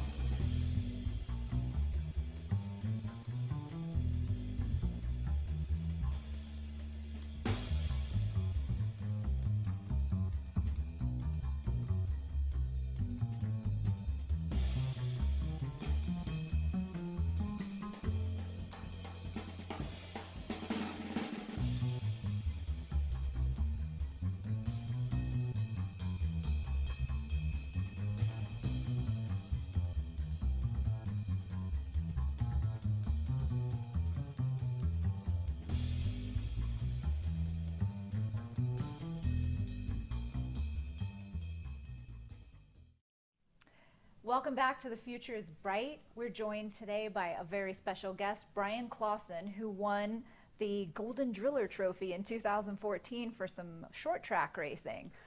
Welcome to the show, Brian. Thanks for having me. Oh, we're really thrilled to have you. I have lots of questions for you about this famous Chili Bowl. And I understand that you raised quite a bit of money for the Autism Society of America, over $40,000, I think you said. Can you tell us a little bit about racing and your background and kind of give us a little introduction? Yeah, absolutely. I grew up racing. I started racing when I was 5 years old. I grew up around it. My dad had raced when I was younger, and so it was kind of in my blood from the beginning. And started when I was 5 and kind of worked my way up in the ranks, and have raced pretty much any type of race car you can imagine, from short track, dirt track racing, sprint cars and midgets to some NASCAR stuff to the Indy 500. So Wow. it's been a lot of fun. I've been fortunate in my young career to be able to do a lot of cool things, and then being involved with some great events like our Racers for Autism event that we did in Tulsa. Sure. It was based around the Chili Bowl, which is a huge short track event. It's kind of our short track Indianapolis 500. We have 300 cars, thousands of people come to it, and it's kind of our crown jewel event that we shoot for. So we put together, myself, my girlfriend, and one of my car owners put together an event, Racers for Autism, and did it down in Tulsa, and like I said, we were able to raise $40,000 for the Autism Society, which was really cool for me, and we were really we're excited to be a part of the Autism Society and what they're about. The message of acceptance and living with dignity and things like that was kind of a little bit different than some of the other organizations. Was special and what made us excited to be a part of it. Okay, well, I agree with you. The message for the Autism Society of America is a great one about living with dignity and helping adults with autism to have better lives. And it seems like the Chili Bowl was kind of a passion for you, this event that helped raise, like you said, over $40,000. For those who don't know about the Chili Bowl, give us a little bit of background about why that building is so special. When you say you won the Golden Driller Trophy, it's actually a picture of a man who's an oil driller.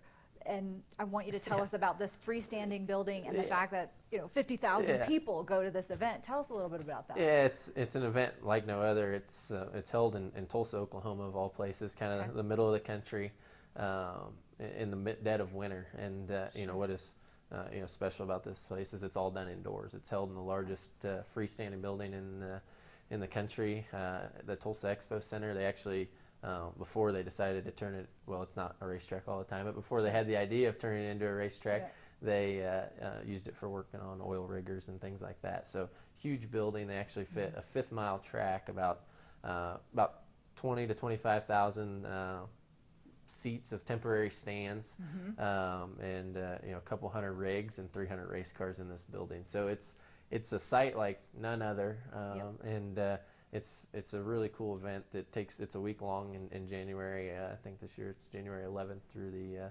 16th, and it's just a lot of fun. It's a lot of fun. And you get to eat chili. And there's always food. Cook-off. Yep, absolutely. So there's always all kinds of stuff going on, and it's a big week for us. And it's a lot of people come from everywhere throughout the country. So that was kind of one of the reasons we decided to kind of base our event around the Chili Bowl is that we had people and fans and racers from everywhere coming in, and it was a good time to gather all together and support a great cause. Now, you used to race NASCAR. You've done everything from NASCAR to what they affectionately call these little cars, midget cars, which are on dirt for short track racing. Which do you prefer? Does your heart have a passion for one or the other? Yeah, obviously, the limelight and the spotlight's a little bit bigger on the NASCAR and the Indy 500, but there's something pure about short track racing. Traveling the country, I race up to 120, 130 times a year. From city to city and seeing all these great little towns throughout the country. There's just something about that's pure and a lot of fun, and I think a lot of people, even some guys that are racing at higher levels, they yearn to come back. Obviously, if they could have the same paycheck and race short track, they'd do it because it's just a lot more fun. But I feel pretty fortunate to be able to make a career out of it and be able to do what I love. So. Well, using your notoriety as a racer, obviously you have a big fan base, and you actually have a connection to someone very close to you who's on the spectrum. A friend of yours, very close friend of yours? Yeah, my friend Ben. We've been friends since high school.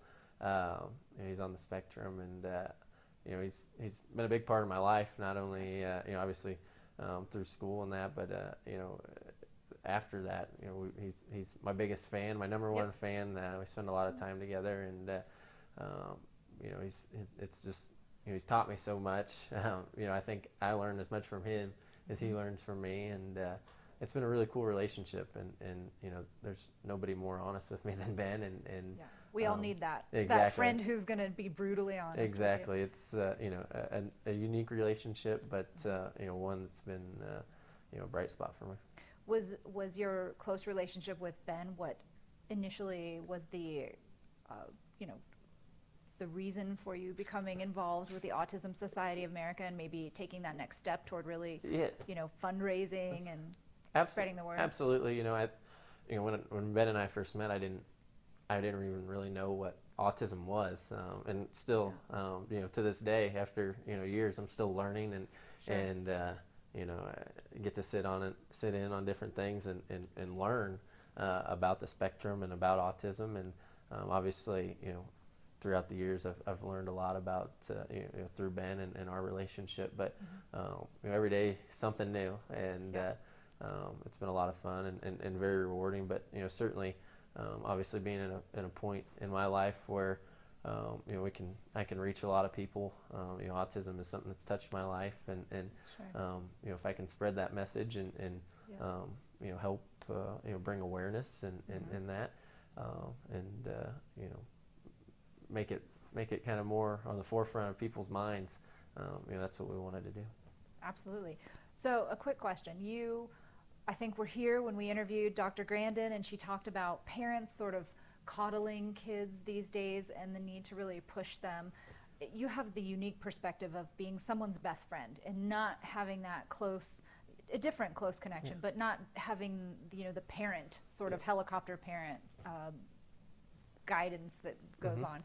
So as a best friend, what's different, or what advice would you give other friends to people on the spectrum in being the best friend possible? What would you say now with all these years of experience? Yeah, I think it's you know, even having a lot of years of experience, like I said, every day is a learning day.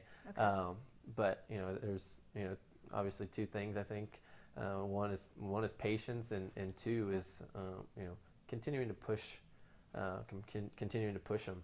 You know, I think it's easier for myself to go in and stretch the limits of what Ben's comfortable with, whether it be, you know, trying new food or meeting new people, or you know, different situations.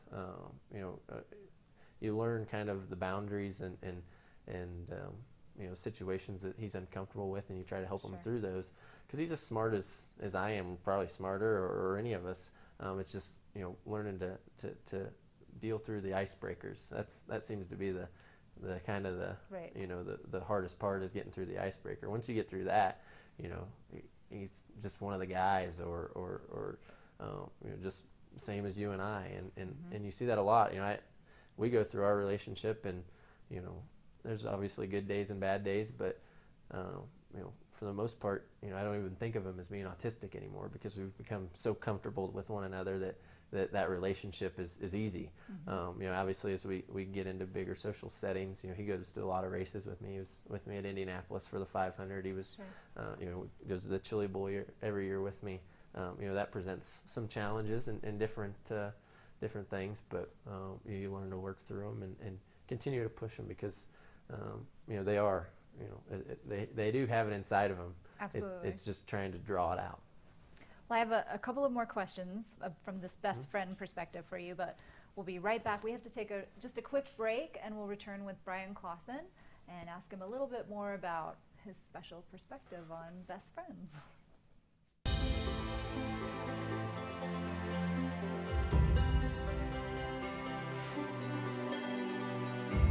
It has become a star-studded, celebrity-attended mega fundraiser.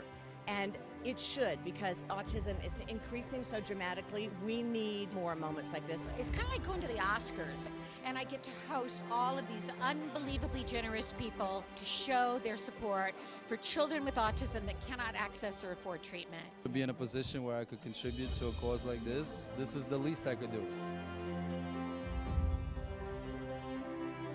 Hey, now for number 500. Number 500. Let's start at 500. 5 to 7. 6 to 7. 7. Cool.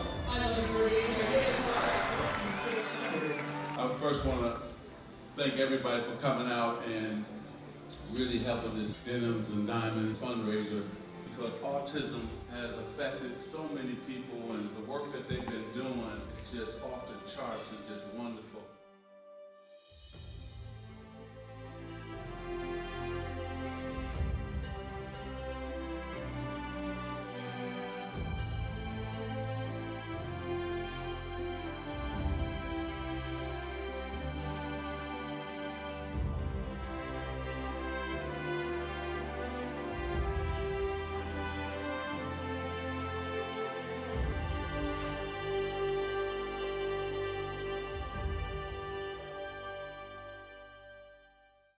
We're back with Brian Clausen, and we were just talking about some really fun events that have happened to help raise money for autism. And you had an interesting event in Indy where you had a practice session for people to come out, not so much fundraising, but just have some fun and get out for the day. Can you tell us about that? Yeah, absolutely. As part of my Indianapolis 500 efforts, we kind of had a day where we brought, I think we had 50 folks through the Autism Society that came out, families and that came out to the Speedway and just spent a day with us. I got to go meet and greet with them over in hospitality, and then had access to pretty much whatever they wanted to do for the day at the Indianapolis Motor Speedway. So they came to the garage, got to see all the cars and go through. We actually had the Autism Society on the car, which was pretty cool. And very cool. Just kind of have a fun day and get folks out and about, and Sure. obviously share my passion with them and passion that Ben has as well. Ben, kind of backtracking a little bit, Ben actually learned to read and write and colors and numbers all through racing. So that's really something that's pretty special to myself and him, and so to share that with another a group of folks on the spectrum was something that we wanted to do and be a part of such a big month for myself at Indianapolis. So, and then along with that, after that day, actually one of my sponsors, Priority Aviation, stepped up and offered tickets to all the families for the 500, and I think about half of them took them up on it, and it was really cool, and it kind of goes back to learning something new every day, and we actually got a couple nice letters from some of the families that went that just said what a big day it was for them, because Sure. They'd always been too afraid or nervous of kind of making that step. Obviously, Yep. Indianapolis 500, there's a lot going on. It's Yeah. it's a kind sensory of overload. it's kind of exactly what folks on the spectrum hate, right? There's Yeah. a lot of stuff going on, a lot of noise, a lot of people, a major social setting, and some folks kind of wrote to us and talked about how great it was to have the opportunity to kind of take that step. Sure. And Put your toe in the water, so to speak. and try it, and a few of them said we made it through the whole race, not sure if we'll Yeah. go back, but Yeah. for them it was huge to be Okay. able to kind of stretch the limits and Yeah. kind of show themselves they can do things that maybe they didn't think they could. Well, but more importantly, it sounds like you, through this event, really helped people and families to make memories and to, as you said before, just push outside of that comfort zone ever so slightly, just to help them really, take a little step, even if it's a baby step, whether you make it through the race or you don't, whether you just walk through the pits or see something new or learn something new. Like for Ben, he learned everything, it sounds like, through his passion and yours for racing. Absolutely. That's pretty fabulous. It's something, racing's obviously a huge part of my life, Yeah. and something that's special to myself, and for them to, obviously it's a tough spot to, if you take a family, that's a large investment to not know if you're going to make it through one lap or 200. So to be able to, kind of give that opportunity to experience that and make memories, and obviously Indianapolis 500 is something, especially in Indiana, that is so special to the community, and something that's and that's your home, right? That's my home. So to be able to share that with folks that have never gotten to or maybe had been afraid to, and to get them out and stretch those boundaries is very satisfying, and something that's special to myself as well. Well, we appreciate everything that you're doing to help the Autism Society and the autism community in general. Obviously, you have a great relationship with your friend, and if people want to go and see a little more about you and your racing history, anybody who's interested can go right onto your website, right? BrianClausen.com. Yep. So for anyone interested, at the bottom of your screen, you can go and log on to www.Brian, Clausen, CLAUSON.com, and you'll see all kinds of videos, as well as Brian's upcoming race dates.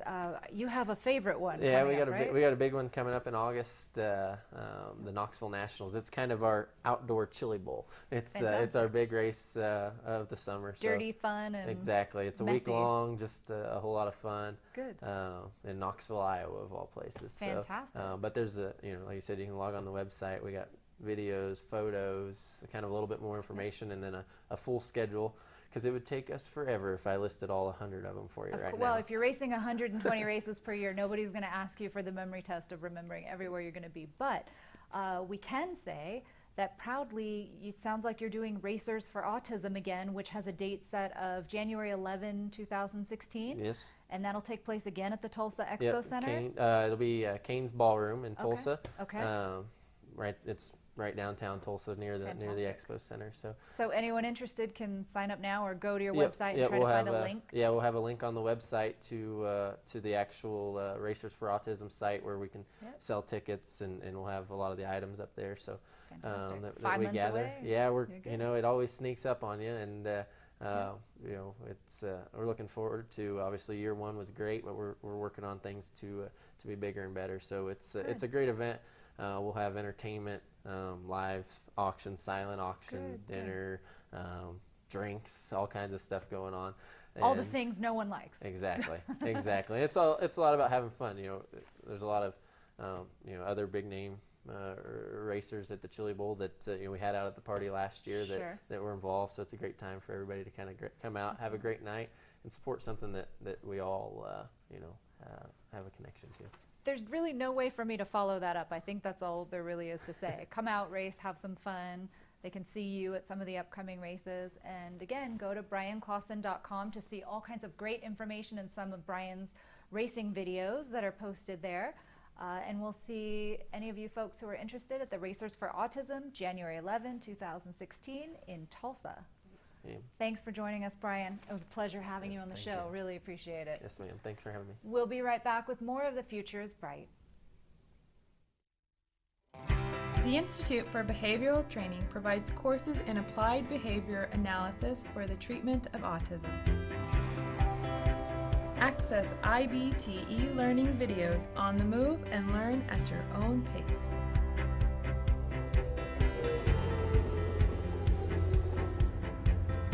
Talk a little bit about intensity. IBT e-learning makes any location your classroom on the go. So our objectives for today are to really learn what is autism and how is it diagnosed. Get professional guidance with IBT face-to-face training.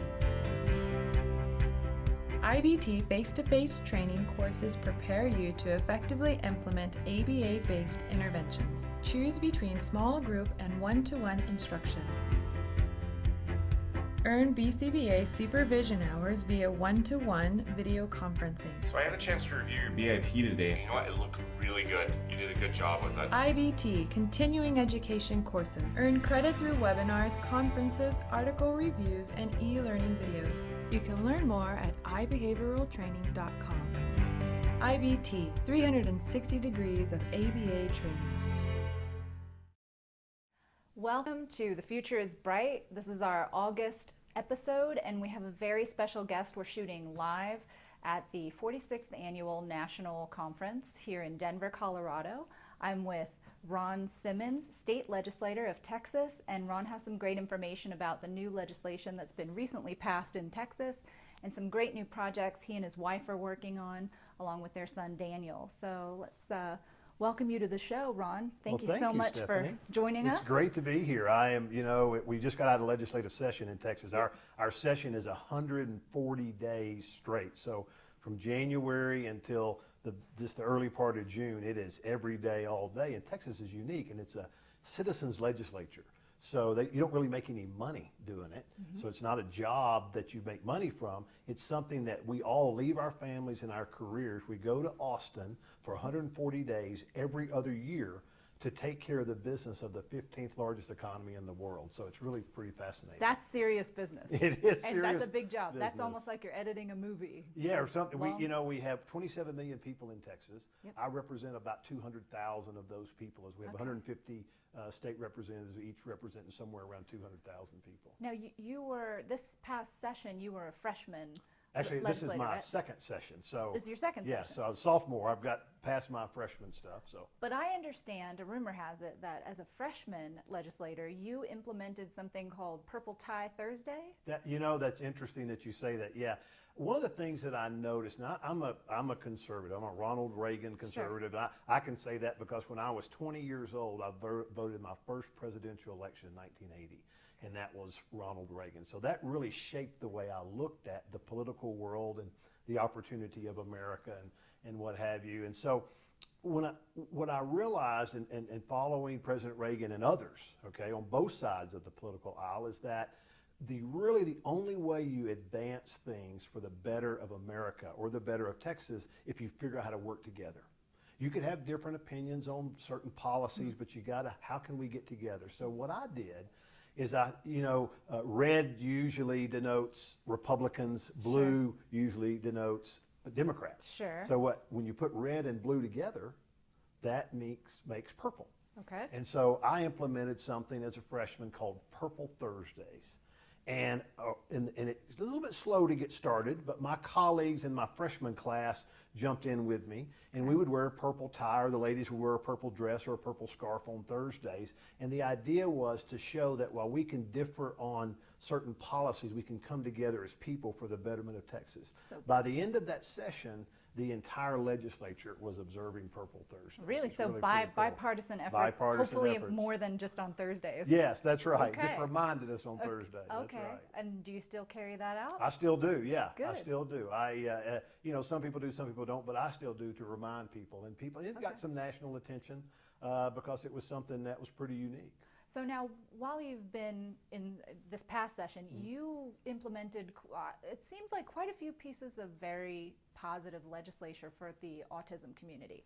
I think the first one that you mentioned to me was something about early diagnosis. Can you expand on that? One of the things that I learned from being a part of the Autism Society and our son Daniel, who's now 30, Sure.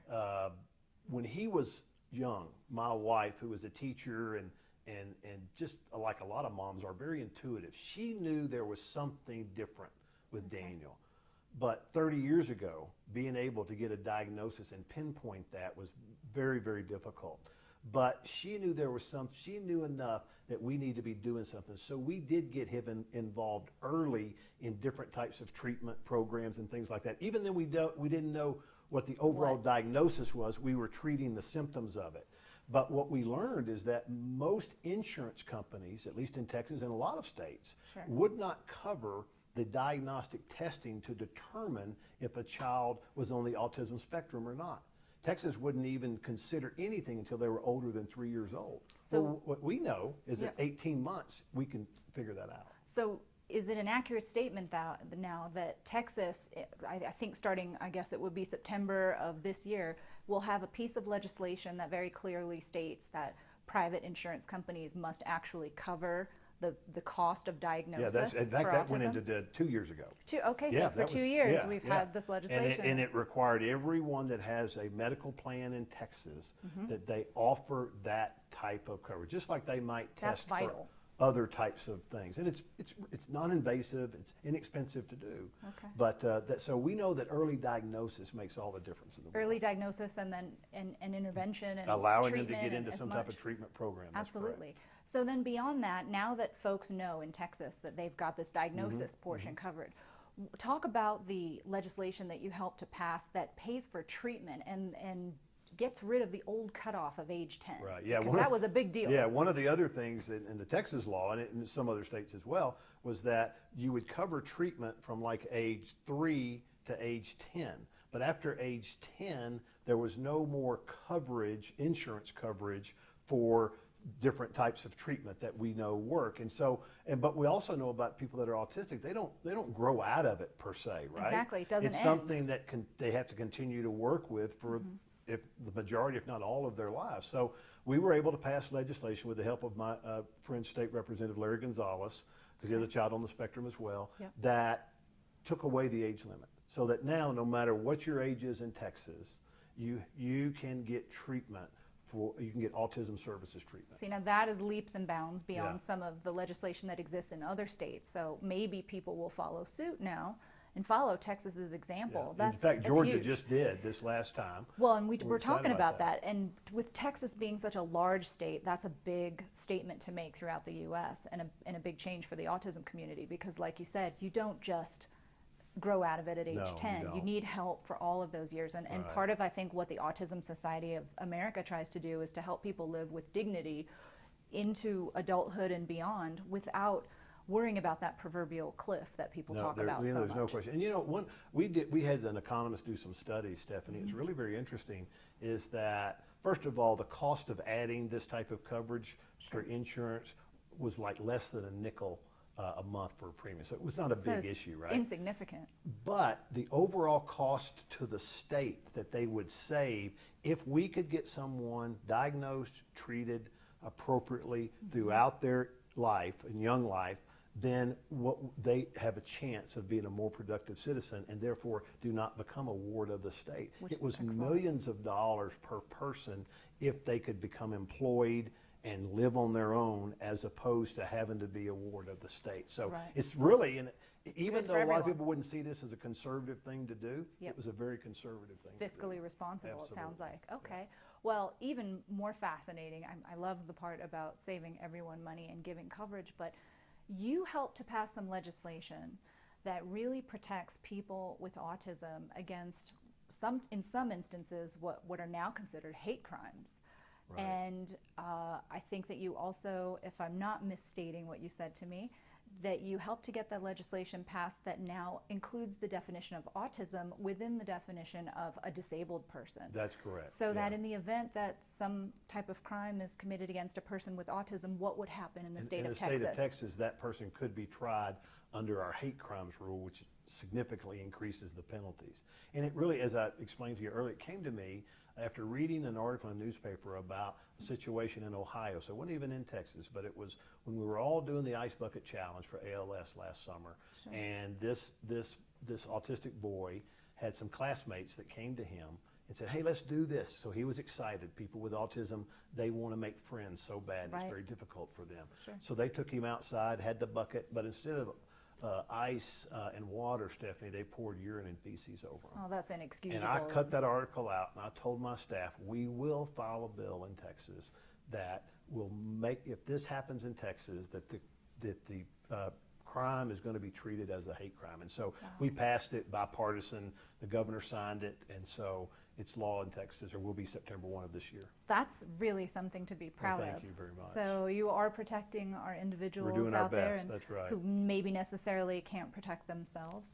And was there other legislation that you're now working on? One other thing we did this time, there's always new stuff to do. One thing we did this time is a lot of times kids that are in school that have autism, they have other challenges as well. Because my son had trouble with motor skills, and so he couldn't participate in the normal types of physical activity they might in a physical ed class. So we had a law passed that some adaptive physical education would be allowed for people with autism. So if they were already maybe doing horse therapy or something like that, that could go for their PE credit, which was that was a plus for So that's fantastic, because you no longer have to fit into this sort of cookie cutter definition of physical education. Like my son could have never played kickball because there's no way he could get his foot to hit that ball when it was moving.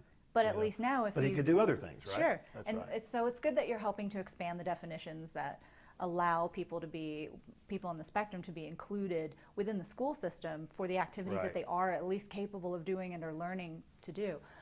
Well, I'm fascinated. I also would love to tell everyone about the new book that recently came out. We're going to take a quick break. If you'd please give us a moment, we'll show you some quick commercials and be right back with you with The Future is Bright and State Legislator Ron Simmons. Hi, welcome to Camp Discovery, a free-to-play suite of fun, interactive learning games for kids 2 and up, designed by experts in autism. Camp Discovery will open your early learner to a world of new skills, shapes, numbers, colors, locations, emotions, and more. Let's get started. Please choose a level. Objects. First, Camp Discovery's Intelligent Preference Assessment determines your child's preferred reward for choosing correctly. Okay, got it. Let's play. Camp Discovery creates a motivating learning environment for your child by minimizing incorrect responses and maximizing successful ones. Find the shoes. Respond correctly and your child is rewarded with their favorite animations. You did it.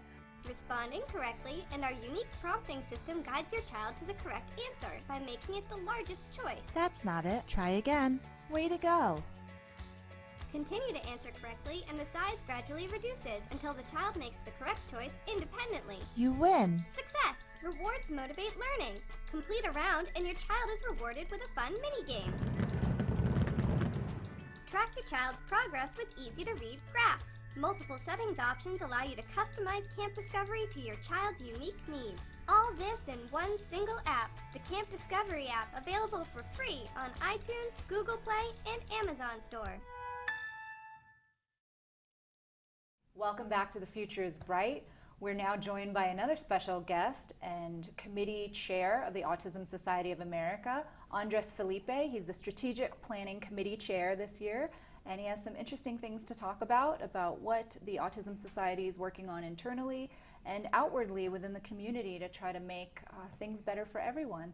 Andres, welcome to the show. Thank you. Thanks for having me. Pleasure, pleasure. Can you give the folks a little bit of background about kind of what you do as the committee chair and what you've been working on outwardly lately? Sure. So I think one of the biggest things that I have to do is come in and suspend any opinions that I've got, right? So I can come in and really listen to what's going on in the organization, from the folks at the very front line that are serving families every day, to the people who are running affiliates, to the national office, to our partners, to our sponsors, and anybody in that ecosystem.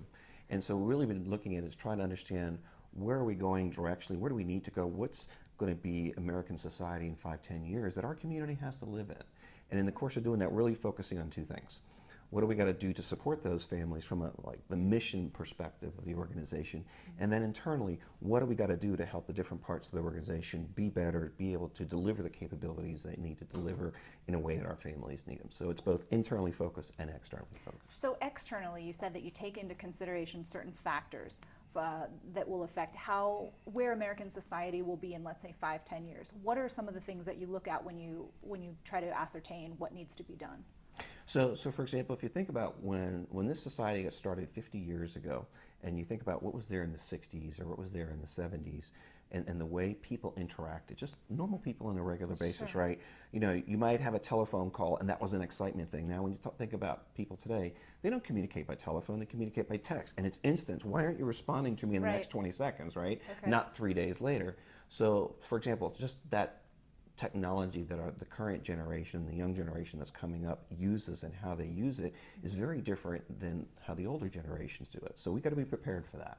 We got to take advantage of that, because that's the world that the youngsters that are now growing up and the young adults are going to be living in for the next 50, 60 years. Okay. And so it's looking at how do we change the way we operate to take advantage of that, as opposed to ignoring that or not taking that into account, and then not really being able to do what we can for families because of that limitation. Okay, so going on what you're talking about now, is insofar as technology is concerned, and this sort of age of instant gratification of why aren't you answering me now, and so forth. Within the realm of, let's say, the community of individuals affected by autism or who have family members affected by autism, how does that change, and how has this evolution affected what you're doing to try to get them better services or better response, or what are you actually doing to address those changes that you see as being so notable? So I think one of the biggest things, Stephanie, is that trying to get the connections between the parts of the organization, particularly the local affiliates, a lot tighter and not necessarily instantaneous, but having them know who they can call to rely on, for a particular piece of information, because every affiliate doesn't have expertise in every single thing. Sure. So if you've got an affiliate over in the northeast part of the country that's really good, for example, about dealing with health insurance issues, and an affiliate in another state's getting ready to tackle that, rather than for them trying to figure out who knows it, is having that information at their hand, having the resources, the people that are experienced to do it, and how to translate that into success in terms of how they approach their state legislatures. And I use that just as a for instance, right? Sure. Technologically speaking, is how can we get different types of technology platforms out there that they can leverage right now in their communities the way their communities need to see it. So for example, if you're in a particular community, it's got a demographic population of a lot of immigrants from a particular background or country that's very different from another one, you might engage them in a very different way. So it's being much more savvy about the culture side and ethnicity side, faith-based. How do you engage that community in a much more effective way, rather than trying to create a cookie cutter recipe, one size fits all, which really doesn't work in a lot of communities. Sure. So from a tangible, I guess what I'm going at is, if you had to talk about tangibles, and you have this community of, let's say, people who are faith-based or have a more culturally driven way of gaining information versus, let's say, another part of the country and an affiliate that does it a completely different way, what are you doing to try to bring these affiliates together to a point where they can then filter down that information to the community in a way that's easily accessible? Is there something tangible that Yeah, there's is actually going several on? different initiatives that we got going. For example, one is how do we leverage best practices that one particular affiliate has and make that not just available, but really train the folks in the other affiliates and say, hey, this is what worked, this is what doesn't work, and getting that out there and having a peer-to-peer conversation, enabling that. Okay. And it doesn't have to be a physical come together. It's using technology, whether it's a webinar, whether it's video conferencing, whatever, to get that out there, and getting the supports in place for that. I think another thing, besides, for example, doing the best practice sharing, is in this day of the internet, and people get an answer and they don't accept it. They say, I'm going to go dig out and find out. Second opinion, third opinion. Yeah, exactly. And you've got all these opinions, so helping them figure out what is just opinion and what is based in fact, what is based in evidence, what has worked in different contexts, and getting those connections, because there's so much stuff to sift through. Sure. Sometimes that's the challenge, is getting to the information you want. So creating some tools that allow them to really navigate to what they want in a much quicker fashion, so they're not spending their time wasting on that. They're spending that extra time that they've now found serving their families. Right. And as you and I speak, we're actually at the 46th Annual National Conference. So is there training that's being implemented for these affiliates in attendance to try to help them to do just what you said, best practices? What's going on Absolutely. here? Like, for example, this past Wednesday, we spent an entire day with a large body of affiliates and their local boards. Okay. And we spent the first half of the day talking about what's coming up in the strategic plan, what does this mean to you? Okay. But one of the things that we really emphasize is we had affiliates talking to affiliates, because one of the things we've been very specific about is being very inclusive. So the voice, not just the voice of the affiliates, but really they have helped shape the direction of the plan. And so then the affiliates were talking to their peers. Here's what we're doing, here's why we're doing it, and here's what that's going to mean to you. And then we took a specific instance in the afternoon. For example, we have this event coming up called the Big Give. Okay. And so we talked about that, and we gave them a lot of specific tools to help them prepare for that, how that's going to be. So it's both big picture planning and getting them framed around that, as well as here's a very specific instance they can go back and immediately start to implement. So it sounds like it's mostly about trying to implement teamwork in a way that the flow of information is uniform and helps people to not have to be wasting a lot of time to get the information that they need. Right. Okay. That's a key component. Okay. So going off of that, you mentioned something very exciting that we should probably talk about, which is the Big Give, which is, I think, September 17th. Is that right? So tell us about the Big Give. What is the essence of that, and what are we hoping to accomplish? I think the core essence of that is really raising awareness, but doing it in a very cohesive and comprehensive way. Instead of having, for example, each affiliate go off and do a one-off fundraising event, and it's very scattered and not connected, this is a way to do it all in one time, in one place, but do it as a network. And so we're each supporting each other, and by doing that, we're actually having a much, much broader reach, and then also not just stopping there, but saying, all right, what's the follow-on programs that now get kick-started or launched as a result of that Big Give? So you're putting in the forethought to make sure that some follow-up gets done, and if I'm not misunderstanding you, a large part of the Big Give will be social media driven, won't Absolutely. it? Okay, so that's fabulous because it's easier for people to stay connected that way. So you're hearing it here from Andres, that the Big Give is September 17. It's going to be a big chance for us to raise money for the autistic, anyone affected by autism or living within the autism community. And if you're an affiliate and you're watching this, you can gain information by going to the general website of the Autism Society of America to get more specifics about how you can help and be connected together and make the most of that day. Is that right? Absolutely. And in addition, my contact information is on that site, and I encourage everybody, particularly affiliates, give me a shout, give Sergio a shout, who you'll be speaking to soon, and we'll get you connected if you're not already connected, because we have been trying to get everybody as wrapped in as we can. Good. So it sounds like you're doing a lot to really generate information out there and make it accessible to everyone. So you can contact Andres Felipe directly at, what is your email? So it's Andres Felipe at Autism Society. Fantastic. And it's all on the website. And so it's all on the general website. Absolutely. So anything that you need is there, and it sounds like the Strategic Planning Committee has their hands full and is busy creating new avenues for people to try to get uniform information and be more connected with other affiliates around the country. Thank you so much for the good work you've been doing. Oh, you're welcome. Thank you for joining us today. Thank you. Pleasure having Appreciate you on it. the show. Thanks. Welcome back. We hope that you've enjoyed the interviews that we've showed you and some of the footage that we were able to get this year. The conference, as I said, was so much fun. We hope that if you missed the conference this year, you're able to make it next year. We usually run a contest where we give away a stipend that allows for entrance and some of the associated costs of the conference. And we're looking forward to doing it again next year at the 47th annual.